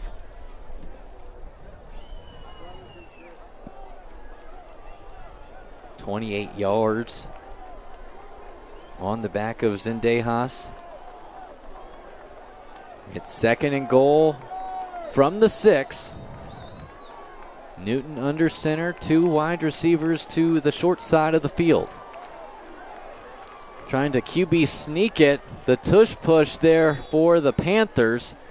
And they get 4 yards. So it'll be 3rd down from the 2. Yeah, there's a student body right up the middle. You see Barron come in. He's the back. He kind of just pushes everybody. He's the guy doing the pushing behind the quarterback. Tush push, Panther push, whatever you want to call it. 3rd and 2. Newton going to try and do it again himself, and he's in. Touchdown, Medina Valley. It's a 1-score game here at Bernie ISD. Got to credit the Panthers, just straight ahead run that time. They kept the score close. Champion gets a big 21-0 lead. And Panthers keep it from getting any bigger than that, and they kind of crawled back into it. It's a 1-possession game now. 2nd rushing touchdown of the season for the senior Michael Newton. It looked like there might have been some extracurricular activity. Yeah, it's getting chippy out there. Medina Valley is a very physical team. They block through the whistle, and that frustrates, I think, the Chargers a little bit. Both Coach Britt of Medina Valley and Coach Ellis of Bernie Champion talked about trying to out-physical the other team. And right now, here in the 3rd quarter, Medina Valley starting to flex their muscles as they go on a 2nd half opening drive that took almost 6 minutes off the clock. Yeah, we've had one drive, and that ate half the quarter basically. So they've had a 6-minute drive. They had that scoring drive of 8-9 minutes, whatever that one was, and then that fumble recovery they had, that was about a 6-minute drive. So 3 of their drives, about 20 minutes. 9 plays, 71 yards on that last drive, capped off by a 2-yard touchdown run from Michael Newton. Well, and let's see how the Chargers respond. They're a young team. Last week they were up comfortably, and they didn't have to kind of sweat it out at the end. This game they were up comfortably. Medina Valley said, hold on, not so fast. We're gonna get back in this. They do. They come up with some big stops defensively. They had a turnover there. So now Chargers are being pushed really for the first time this season. Let's see how they respond with the young group. And the most experienced side of the ball is on that Panthers sideline. Their defense returned 9 defensive starters from last year. And most of the defense has at least 2 years starting experience. The Chargers carved them up in that first quarter with 21 points, but have been blank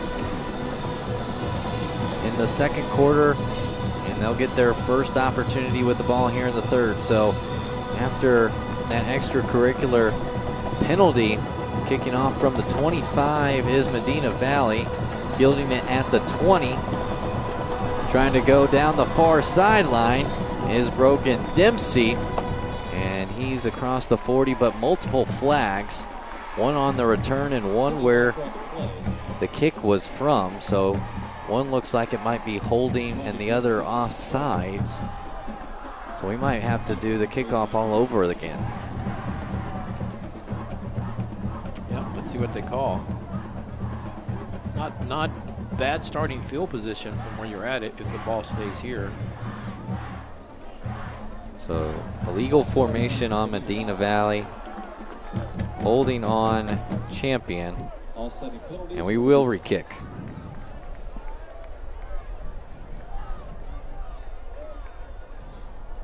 Well, it's a mulligan. Yes, it is.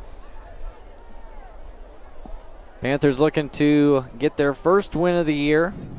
Lost 21-7 versus Leander Glenn a week ago. And that game was a slugfest as well. Only 188 total yards for the Panthers. 95 on the ground, 93 through the air. Glenn ran for 283. And they kind of used the same type of mindset and mentality. Rushing 48 attempts, almost 6 yards per carry, only threw the ball 5 times, 3 completions for 29 yards. Talk about a slugfest. It was 7-0 at halftime in that game, so not a whole lot of scoring. Picked up a little bit in that second half, but not a whole lot.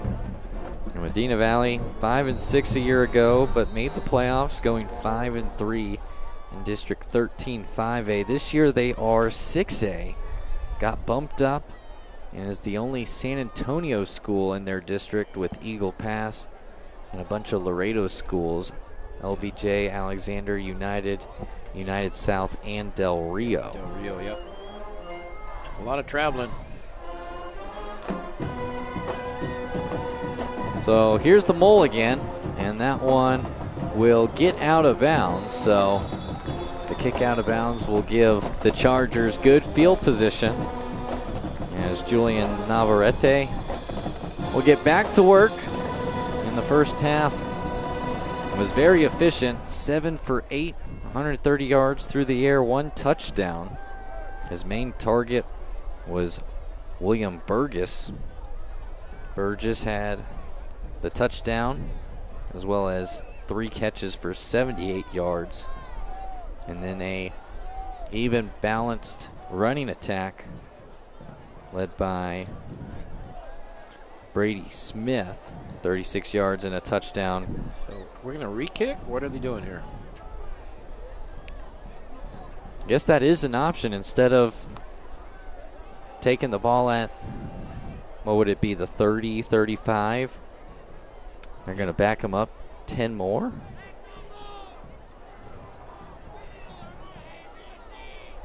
Yeah, I guess you do back them up because it's a penalty, so make them kick. You got plenty of firepower with Brogan, Dempsey, and Garland Whitehead. The two back to receive. Saw some good returns from Whitehead last week. 2 returns, both for 20 yards. Dempsey had a good punt return as well. Well, this is going to be a chance for the Chargers to have pretty good field position. I think you're looking at trying to start near midfield, if not in Panthers territory. So they've got the ball on the 25, which is where they just kicked from. Now they move back to the 20. So only 5 yards back instead of 10.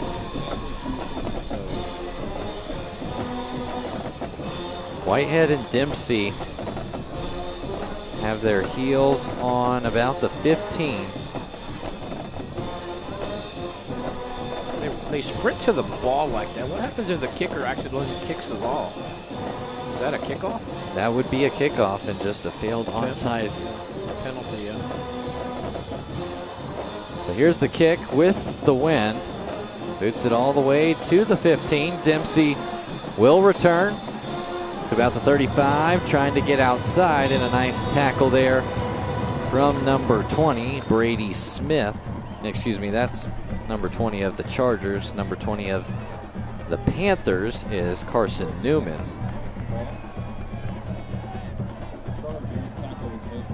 So after all that, the Chargers will start from their own 36, 5:55 to go here in this third quarter. That was pretty good kickoff, really, when you think about it, where they were kicking from. And I thought Chargers had better field position, but not too bad.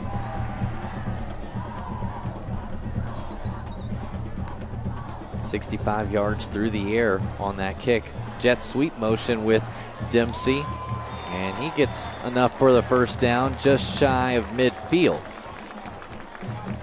Looked like a little pitch pass that time. Takes it all the way to the corner, turns it up, gets a first down. Nice way to get a completion there for the sophomore Navarrete. Those are the best now that these offenses have moved to pitching the ball off his spot, able to couple stiff arms and gets down at the 46. So you hear the fans, they're not happy. Medina Valley just plays through the whistle. They go right up against where it would be a penalty, but they haven't been called for a late hit so far. Gibson Conrad with that last hit in the pocket, rushing 4 out of the pocket and out of bounds at the 43, just a yard shy of a first down. Panthers put a lot of pressure. That's twice that Navarrete's had to kind of bail out. You see he steps up, he sees it on that left side. And I'd like to see a pump fake there, just try to maybe get the defender off the ground. 3rd and 1, Smith with the carry. He's got enough for the first and spins his way to the 39. That nice little spin move, and then you see him reach forward, make sure he gets that first down.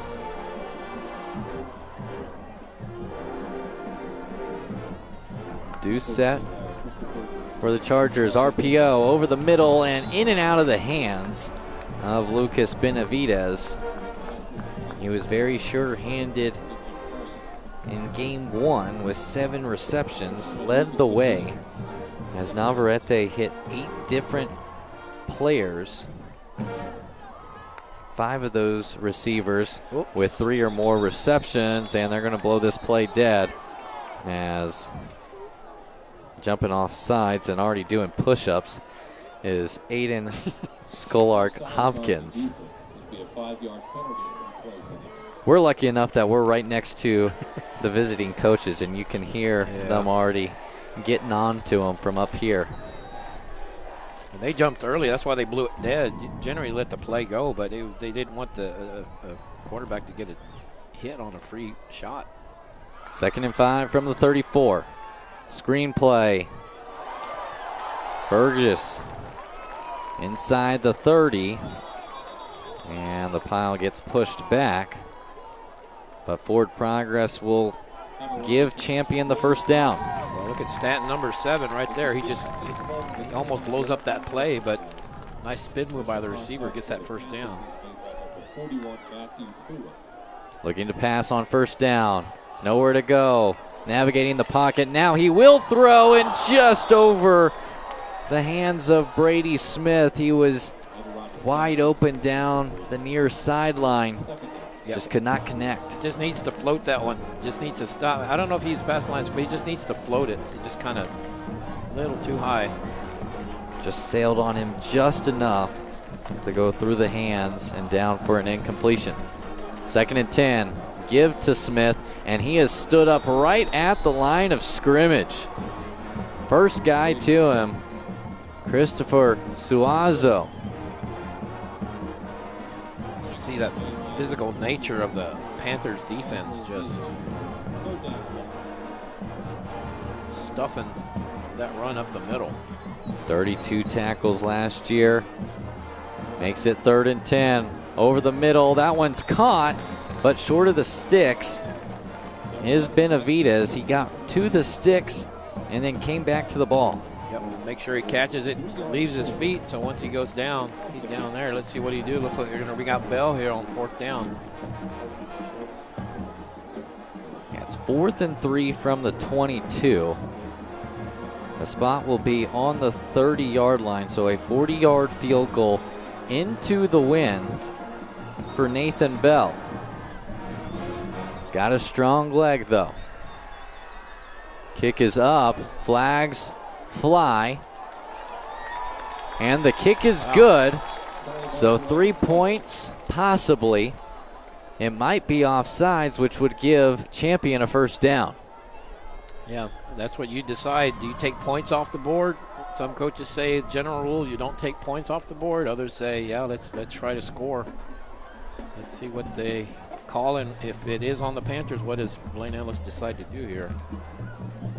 And if it's on Champion, then it's points off the board, and it's Re-kick. back him up Yep. 5 yards, and now you might have to go for it. But he had plenty of leg on it where that would be good from 45. We'll see the call here, though. Yeah, I would say that would have been good. Good It 45. is false start. Wow. So back him up 5. We've had a good number of procedure penalties on both sides. A couple encroachments, a couple costly false starts. 3rd penalty, though, for Champion. 15 yards. Medina Valley had 3 penalties in the first half. 7 here in the second half, so 7 total penalties for the Panthers. They're ready to go, but Blaine Ellis still talking on the sideline here, but Bell is still out there, it looks like, for now, and it's going to be a 45-yarder. I think that last one would have been good from 45. He was 7 for 8 in field goal attempts last year. Perfect on extra point attempts. Was 1 for 3, though, last week. 45-yarder is up. He's got the leg, and it's down the center. Nathan Bell from 45 makes it a 10-point game. Impact player on the special teams side. And we'll take a break. 3:08 left in the 3rd. Champion back up double digits here on the Chargers Sports Network.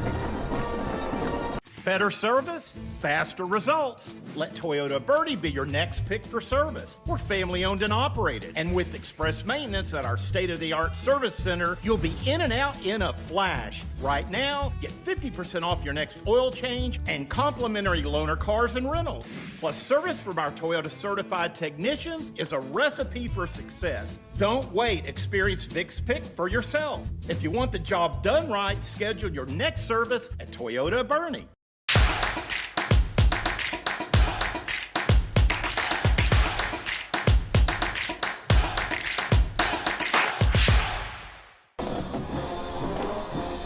9-play drive that went 42 yards, took just under 3 minutes off the clock. And it was capped off by a great kick from Nathan Bell. 45-yard field goal, up and good. Makes it 24-14 here at Boerne ISD Stadium.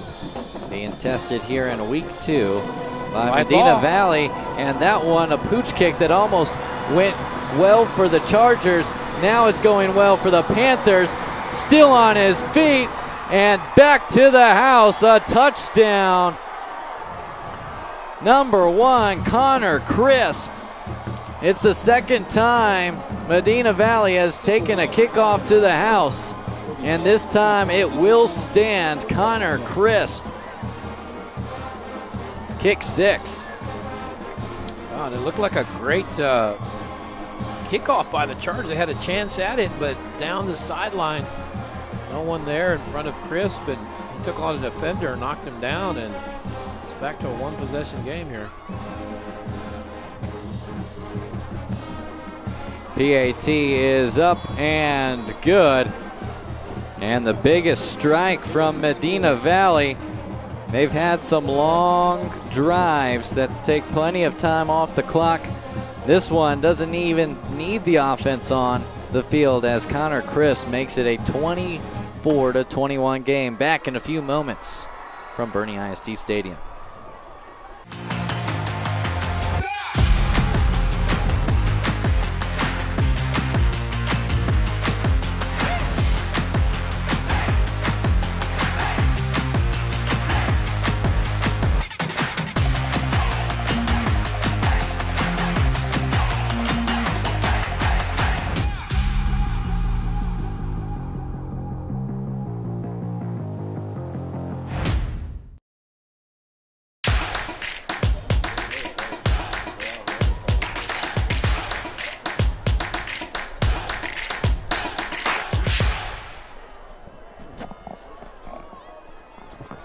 We got a ball game here, folks, at Boerne ISD Stadium.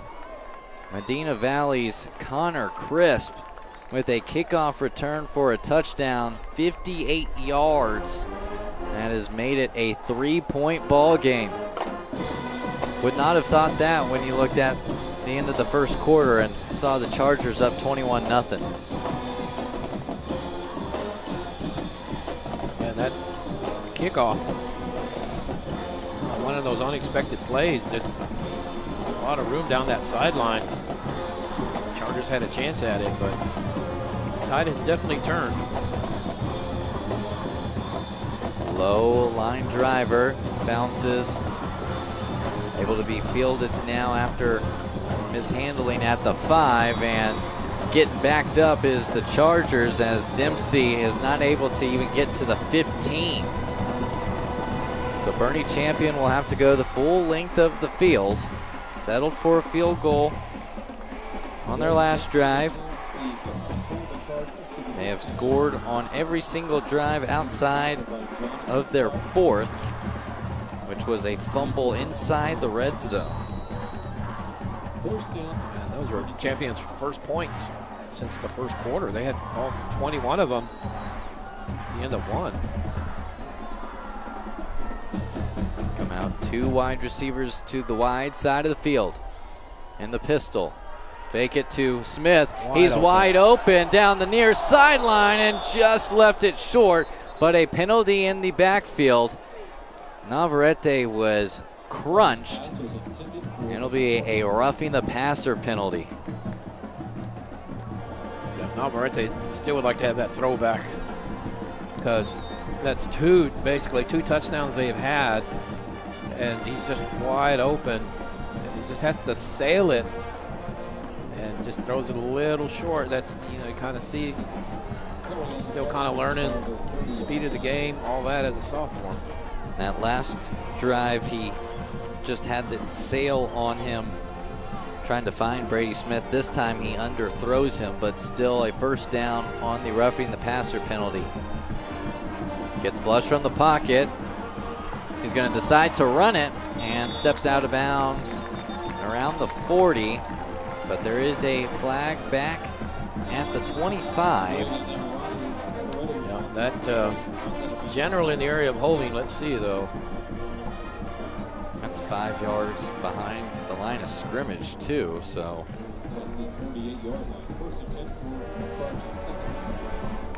Indeed holding. So still be first down for the Chargers.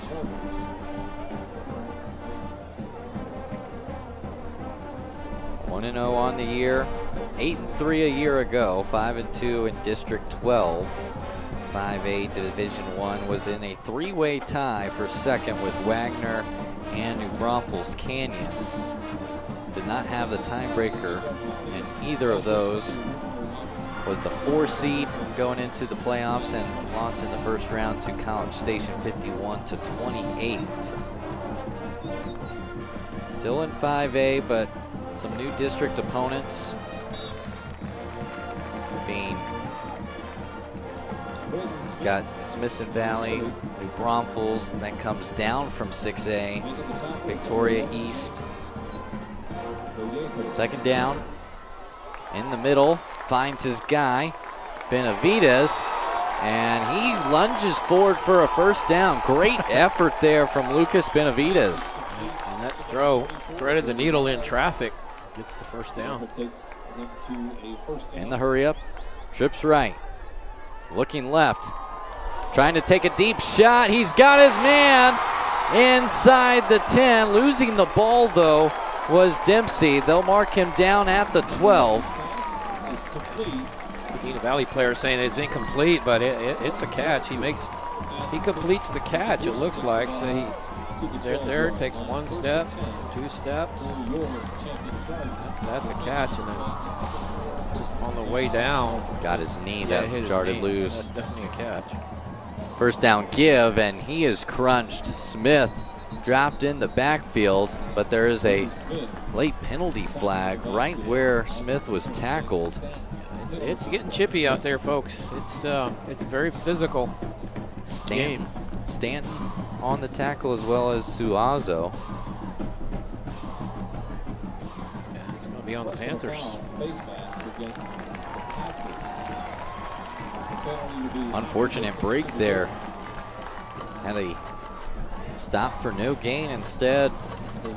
Yards for Champion, first down, and goal from the 6.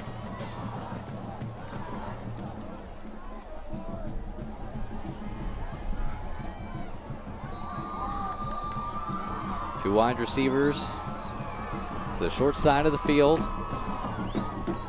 In their deuce formation. Smith to the right of Navarrete. Looking to pass, flushed out, trying to go for the corner, and he's knocked out. James Stanton, the senior strong linebacker, able to get him down. Yep, just a quick read there, just decides to tuck and run and gets it inside the 5. Second and goal from inside the 3. Substitution change, and this time it'll be Garland Whitehead at quarterback. Coming off is Navarrete. You got Whitehead as well as Parker Davis in the backfield. It's Whitehead with the keeper, and he's in the end zone. Touchdown Chargers. Garland Whitehead with his first score of the season. And Champion trying to take the lead back to double digits. Well, I know he's the backup quarterback, but Whitehead, that was almost like a wildcat type of play where he's going to run the ball. Good runner, good athlete. He's a baseball guy. Big kid, big body. Extra point is up, and it's good. Nathan Bale continues to be spot on as a place kicker, but Garland Whitehead gets in the end zone, and Champion back up 10 here on the Chargers Sports Network.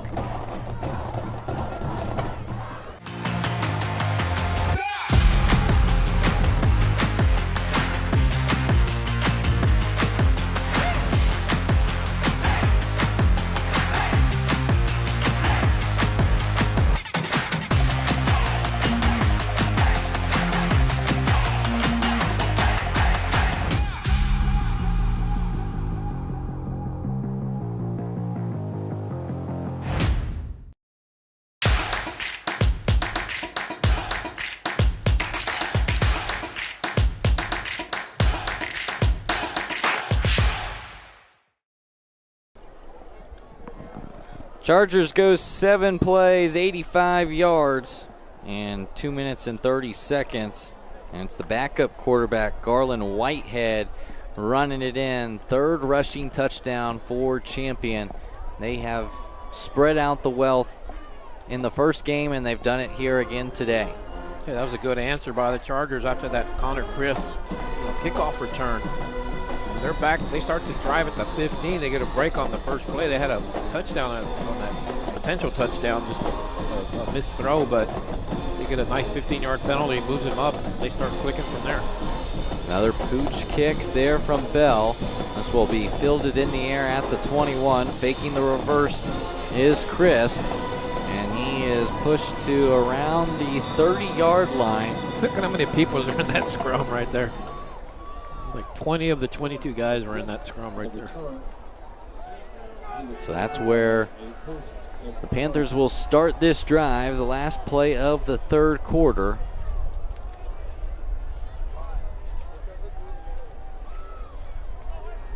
They've had long drives each of their last 3 times they've touched the ball.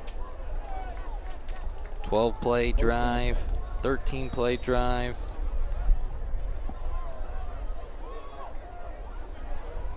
And a 9-play drive. Newton under center. Give up the middle there. And Zendegas able to get 2 yards. As the buzzer sounds, everyone putting their 4s up here at Boerne ISD Stadium. 12 more minutes to go here in week 2. Chargers up 31-21 over Medina Valley. Back for the 4th quarter in a few moments.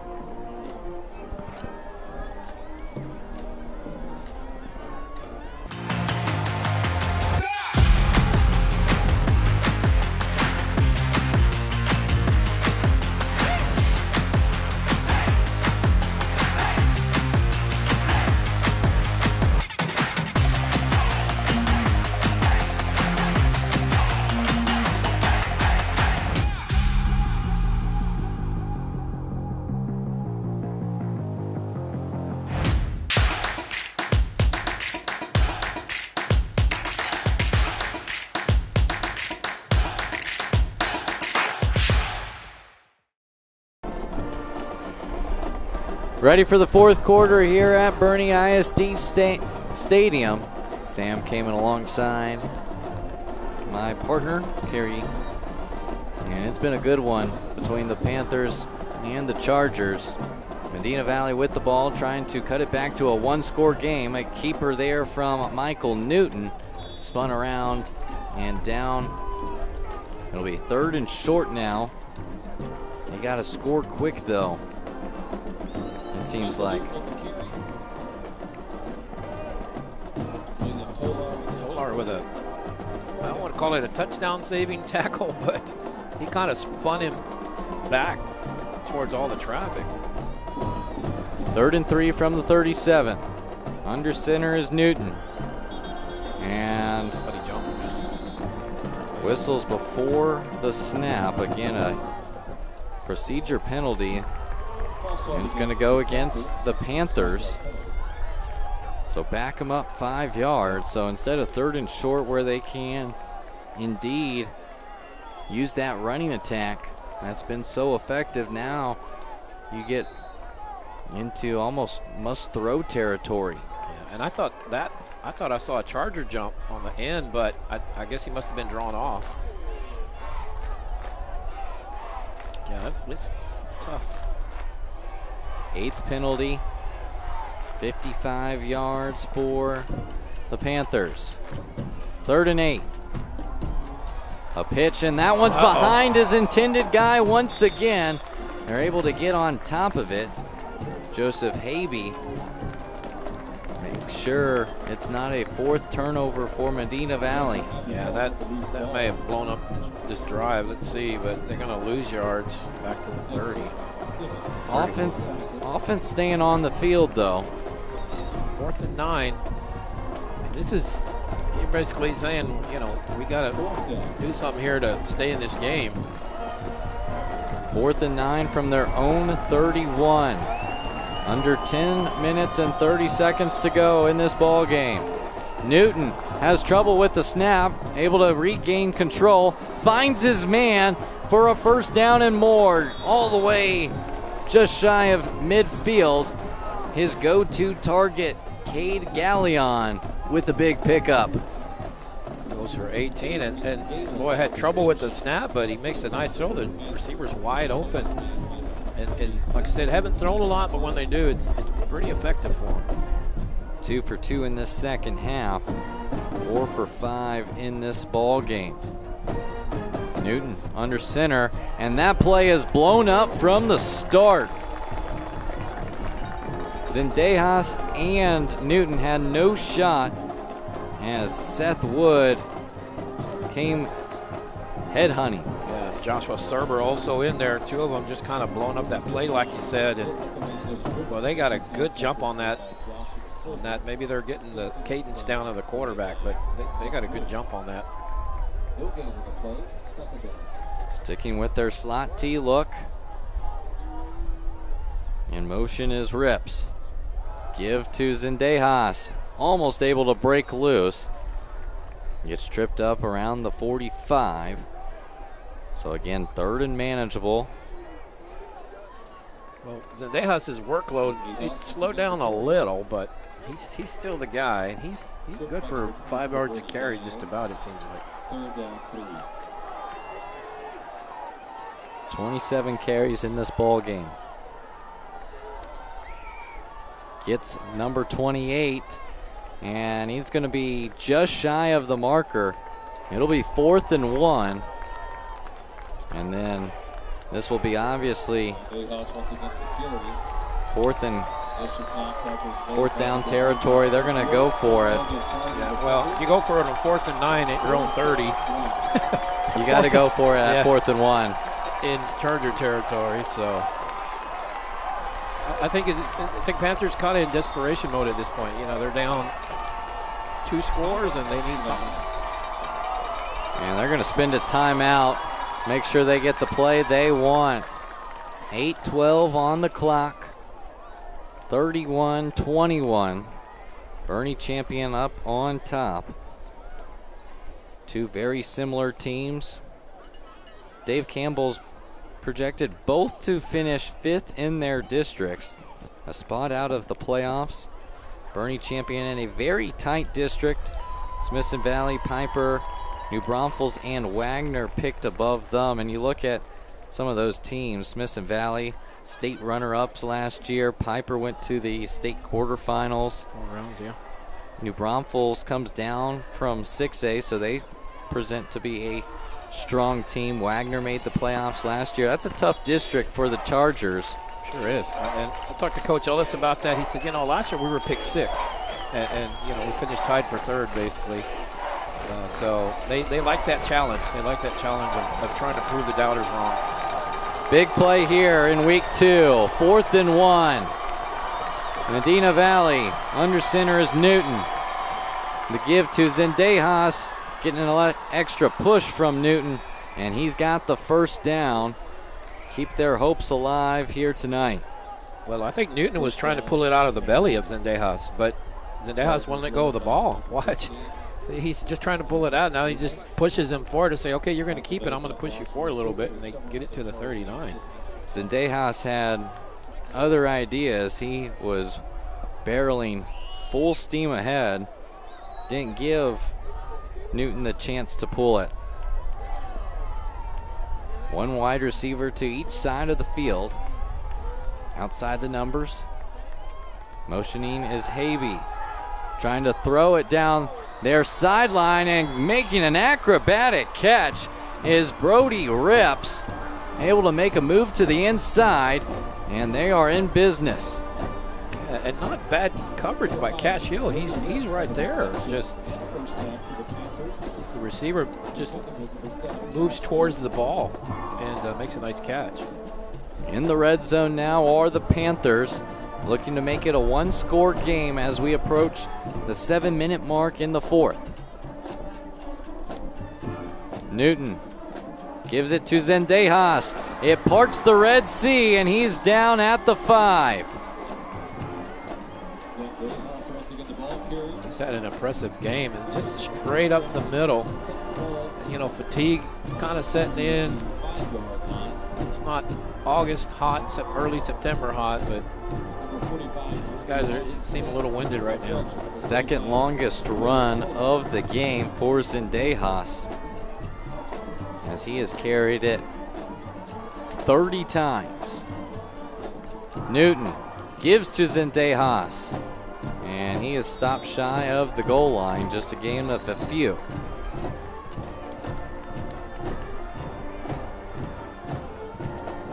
Well over 100 yards is Jason Zendejas, a junior. Had 98 in the first half. Over 50 here in this second half. Keeper.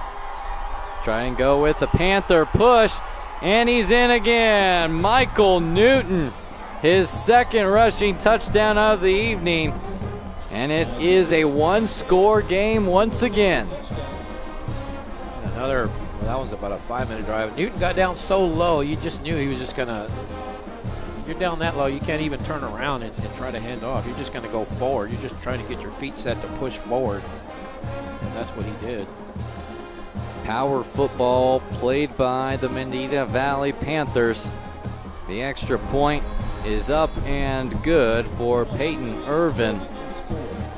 6:04 left here in the fourth. We got a good one. 31-28. Bernie Champion leads here on the Charger Sports Network. Guess I won't be making my famous burgers. Text everyone to cancel. The Rivera say it's not even raining at their house. Aren't they like 2 blocks away? It is coming down out here. It really is. That was cheese. Yes, it was. Keep walking, Marge. I bet this is a microstorm. What's a microstorm? I don't actually know.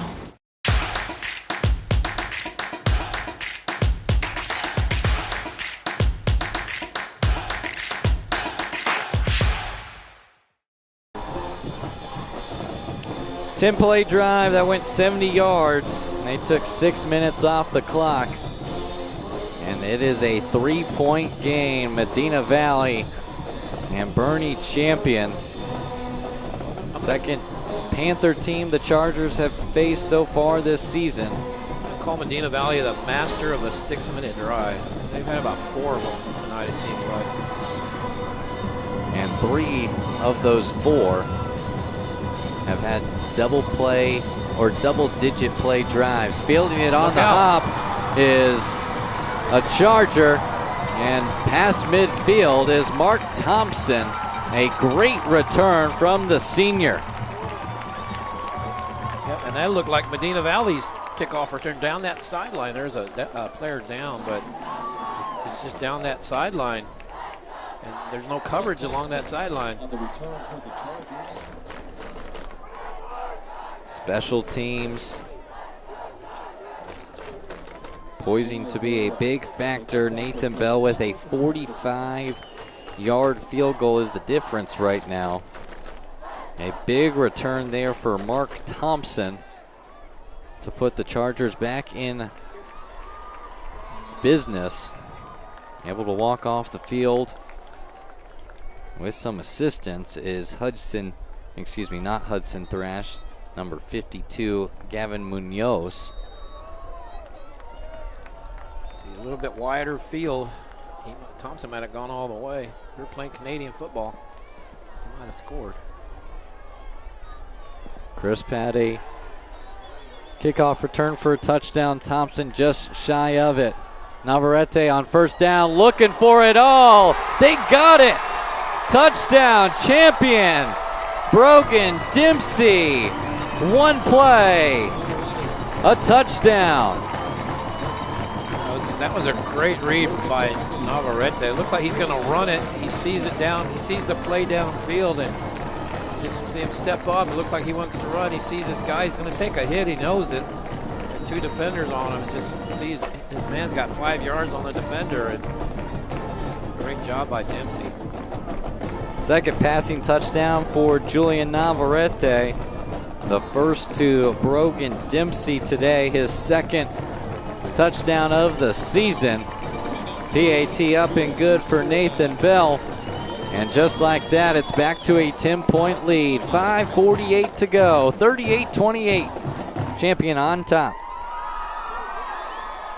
Better service, faster results. Let Toyota Birdie be your next pick for service. We're family owned and operated. And with express maintenance at our state-of-the-art service center, you'll be in and out in a flash. Right now, get 50% off your next oil change and complimentary loaner cars and rentals. Plus, service from our Toyota certified technicians is a recipe for success. Don't wait. Experience Vic's Pick for yourself. If you want the job done right, schedule your next service at Toyota Bernie.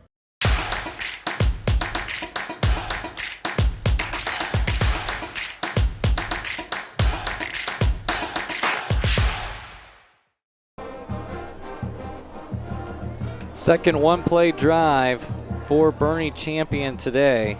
Their first came after a fumble recovery in plus territory in the first quarter. This time it was set up by a Mark Thompson kickoff return that had him past midfield, and it was a lethal catch and throw from Navarrete to Dempsey. Second time we've seen that connection this year. And back to a double-digit lead. 5:48 to go. Panthers gotta strike in a hurry. Crisp fields it. And we'll get a little bit past the 20, driven back, and that's where Medina Valley will have to go the full length of the field. They do have all 3 timeouts. They could go for the field goal first. Well, here's the thing on their touchdowns. We were just talking about it. That last drive took them 6-0. They took 6:01 off the clock. They don't have that luxury now. They're at 5:40 and they have to score twice. Remember, so they're going to have to speed it up or do something a little different. I mean, they could strike a big one on a run play, but just Champions, I think, is going to be willing to give up the 3 and the 4 yards here. Not only do they have to score twice, they also have to get a stop in between. Got to score first, though. Newton on the rollout. Finds a man shy of the 40. Brody Rips with the reception. He's been great at that Z position for the Panthers. Yep, and I think you're going to see the Panthers, because of the time issue, I think they're going to have to open up their passing game a little bit more. Third reception for Rips.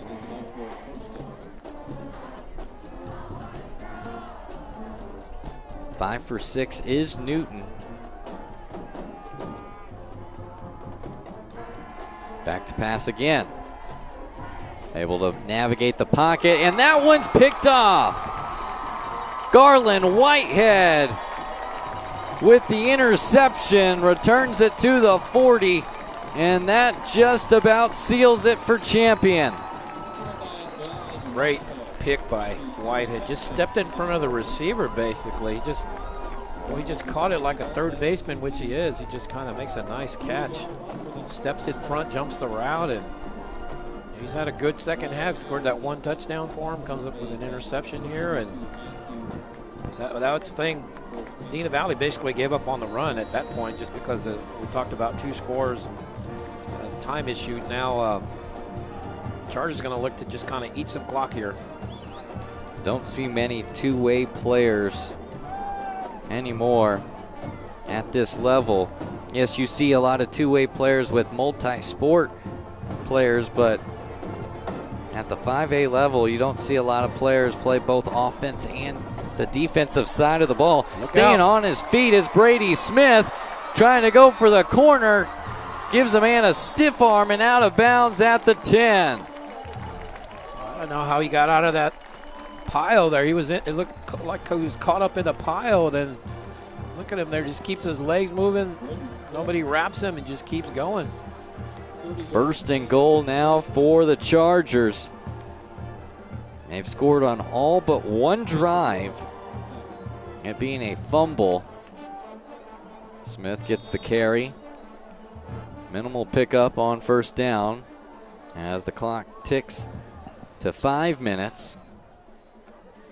And unlike Medina Valley, it's hard for this champion offense to slow down and take time off the clock. They're used to scoring a lot in a hurry. Yeah, and when you remember the first half when they were just kind of in that hurry up tight rhythm offense, now it's like, okay, let's do the opposite of that. Let's just take our time and burn some clock. Garcia in the pistol with Navarrete. He gets the give right side to about the 5. It'll be 3rd and goal for Bernie Champion. They can snap this under 4 minutes. Yep, 3 plays. This will be their 4th on this drive. Everyone's a run play, and every one of those plays keeps the clock running. And right now, that's the biggest thing the Chargers are trying to do is kill clock. Going to make a substitution.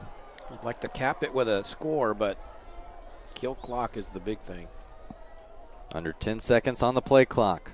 Motioning is Lampkin. Snap it with 1. Looking to pass is Navarrete. Able to slip out of 1 sack, and coming back to him to finish it off is James Stanton.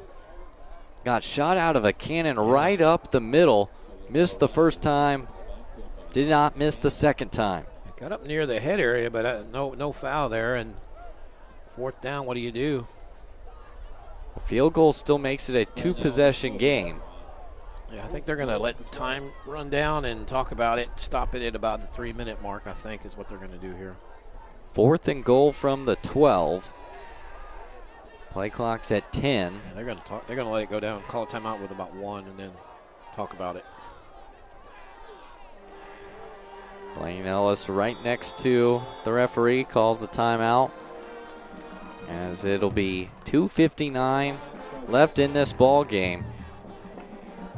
I still think we see the offense trot onto the field to make it a 3-score game. If not, Medina Valley's got to go the full length of the field with 2 timeouts, get an onside kick or a stop, and then get a field goal as well. Easier said than done. Right, and one thing the Chargers did well, I thought, after that Whitehead interception, is they took over at 5:23, and they've taken more than 2 minutes off. That shortens the game, and Chargers have shown the ability to quick strike. We saw it last week on that Hail Mary type pass, and then we saw that just a second ago when Brogan Dempsey hauls in that 47-yarders. Panthers have not shown that ability to quick strike. They will trot out Nathan Bell. Made a 45-yarder. This one will be a 29-yarder. I like this. I like this decision because Panthers need 2 touchdowns now if this goes through instead of 2 scores. From the left hash, kick is up, and it's good. 2 for 2 today is Nathan Bell. It's a 41-28 lead for Bernie Champion. 2:52 to go from Bernie ISD Stadium. See if the Chargers can improve to 2-0. Better service, faster results. Let Toyota Birdie be your next pick for service. We're family owned and operated. And with express maintenance at our state-of-the-art service center, you'll be in and out in a flash. Right now, get 50% off your next oil change and complimentary loaner cars and rentals. Plus, service from our Toyota certified technicians is a recipe for success. Don't wait. Experience Vic's Pick for yourself. If you want the job done right, schedule your next service at Toyota Bernie.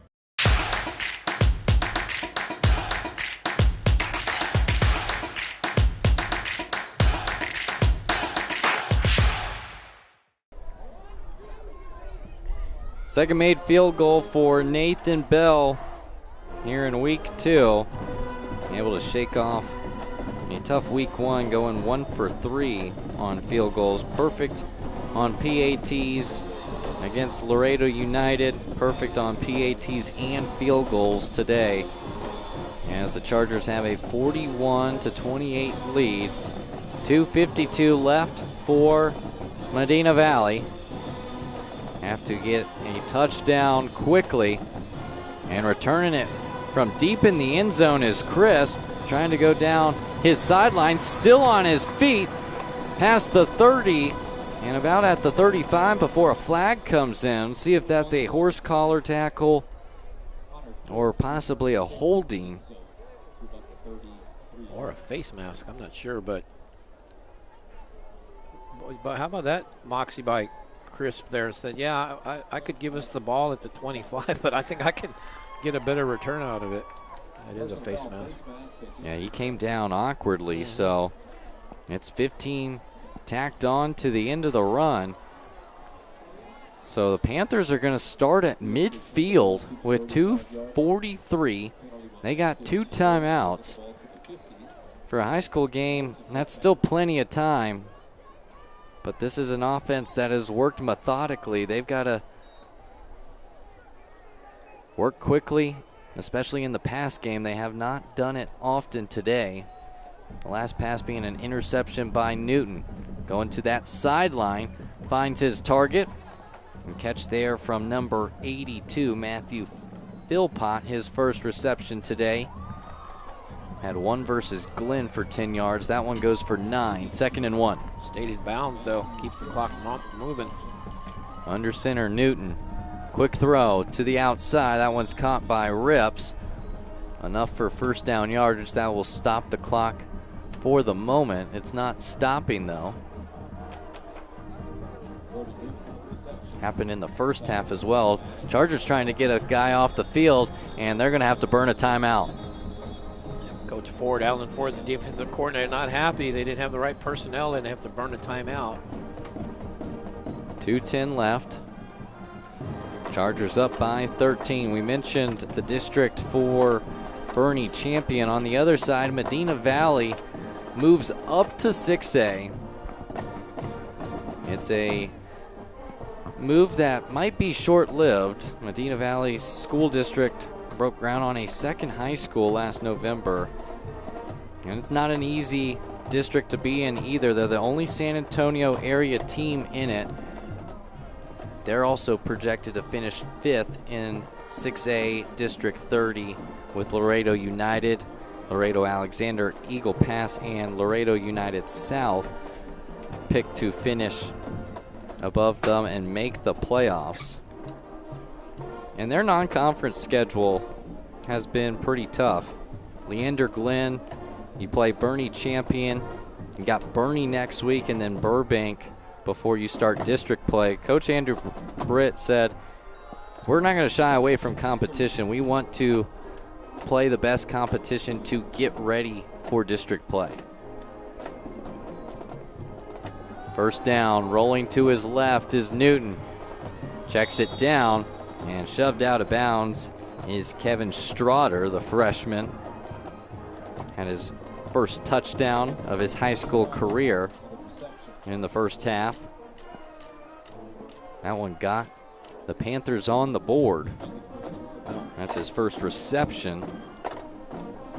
Panthers' best weapon, Zendejas, not in the game because this is more or less just a strictly passing game for the Panthers, and they're not really throwing downfield. They're just kind of nickel and diming it. It's moving the ball down the field, but it's taking some clock too. Now they go twins to either side. Zendejas right behind Newton. Motioning to the wide side of the field is Straughter. Rolling out to his right is Newton. Looking for a man. Finds him inside the 25. A flag on the other side of the field. I want to say you had linemen downfield, but let's see. I think some of the Panthers' offensive blockers were downfield. And you're exactly right. An eligible man downfield. So that negates a first down. Well, see, and what happened is the quarterback, it looked like he's going to keep it. So those guys say, okay, he's going to run, and they start running downfield. Well, he decides not to run it, and then at that point it's too late once he throws it. And that's tough when you have a good running quarterback is you don't know what he's going to do sometimes. Another penalty. 8 penalties now for 55 yards. Straughter again motions to the wide side of the field. Dropping back, and this one's blown dead. Movement. False start on Medina Valley. I know we kept track of penalties. That's 9 now for the Panthers. I don't know how many have come before the start of the snap. Well, that's 2 in a row right there that you actually had a decent gain. But remember too, well, this one was before the snap, but that last one, those the seconds don't get added back on. You know, you lose that time, and then you back up on top of that. 2nd and 13 from their 42 of Champion. Look out. And that one is a sack. Number 27, Alexander Sansone.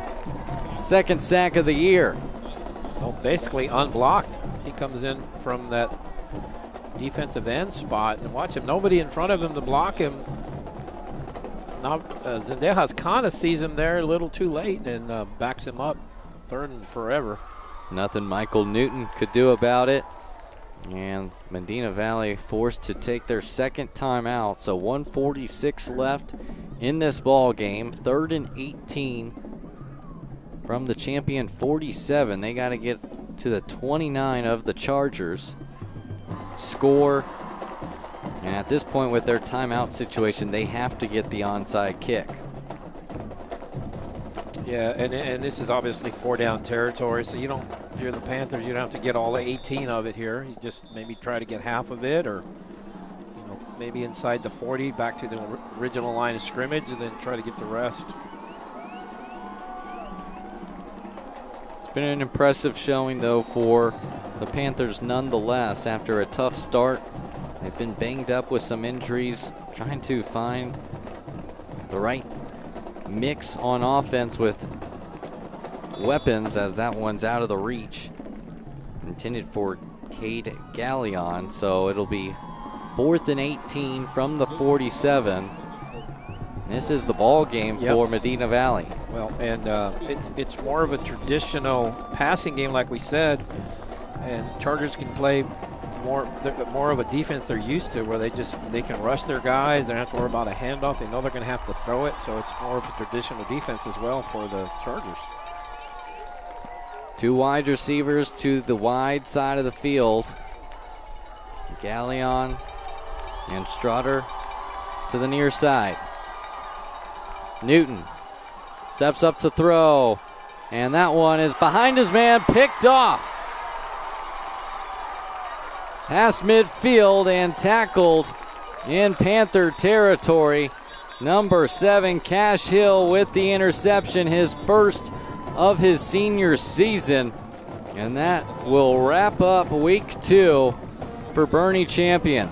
Good job by Hill, and watch him just make the interception here, and as soon as just the bobble and he catches it, right there the coaches are saying, fall down, fall down. You don't want to fumble and get hit and give them the ball back, just fall down.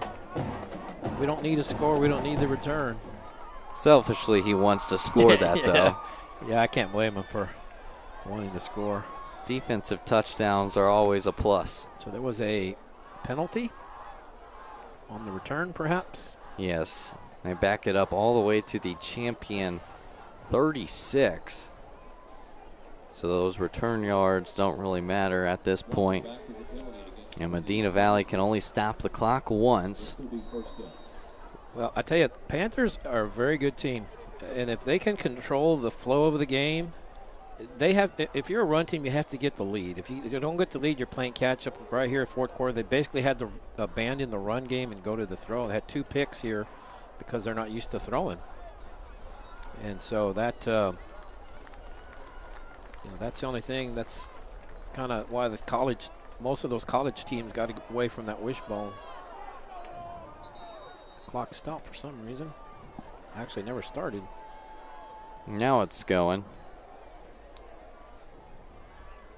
So the Chargers will move to 2-0. They will face their 3rd straight 6A opponent next week, all from District 30.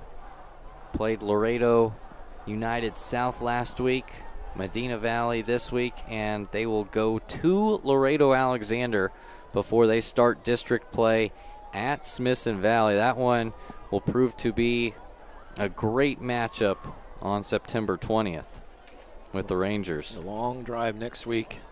Chargers, I thought, game was in the balance there. They did a very good job of keeping the lead and forcing Medina Valley to have to start throwing at the end, which is not a strong suit for a running team.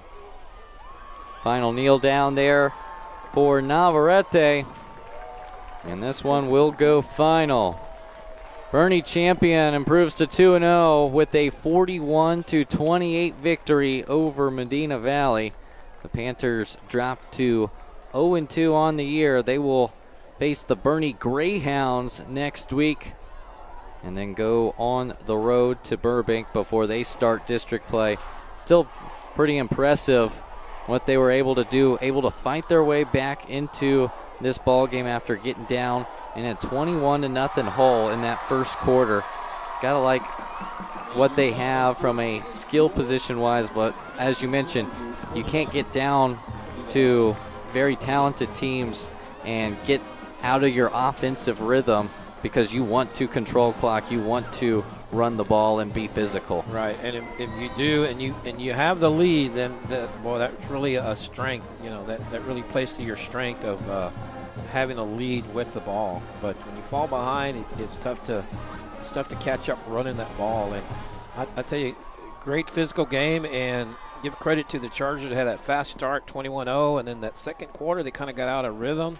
But in that third quarter, Medina Valley made some noise, but Chargers answered with 10 points in the third, 10 points in the fourth, and put it away and had some great defensive play, a couple picks, and nice kickoff return. Garland Whitehead does a couple nice things for him coming in, playing quarterback, and then with one of those picks, and good win, good physical win. Yeah, a couple final unofficial stats from our statistician, Tony Kamen. 9 for 11 was Newton throwing the ball, 91 yards, 2 interceptions. Their workhorse, though, was Jason Zendejas, 32 carries, 156 yards. Newton also had 2 rushing touchdowns in this ball game. On the other side for Bernie Champion, Julian Navarrete, 14 of 17, 265 through the air with 2 touchdowns. Also ran for 16 yards. A rushing touchdown for Brady Smith, 77 yards rushing on 11 attempts. Garcia got a rushing touchdown. 113 receiving yards, though, from Brogan Dempsey, catching a long touchdown, as well as William Burgess, 78 yards, 1 touchdown, all in that first half. So once again, our final score from Bernie ISD Stadium. Champion 41, Medina Valley 28 for our entire Wick Productions crew. My partner, Kenny. It's been a good one from Bernie ISD Stadium. You've been watching high school football on the Charter Sports Network.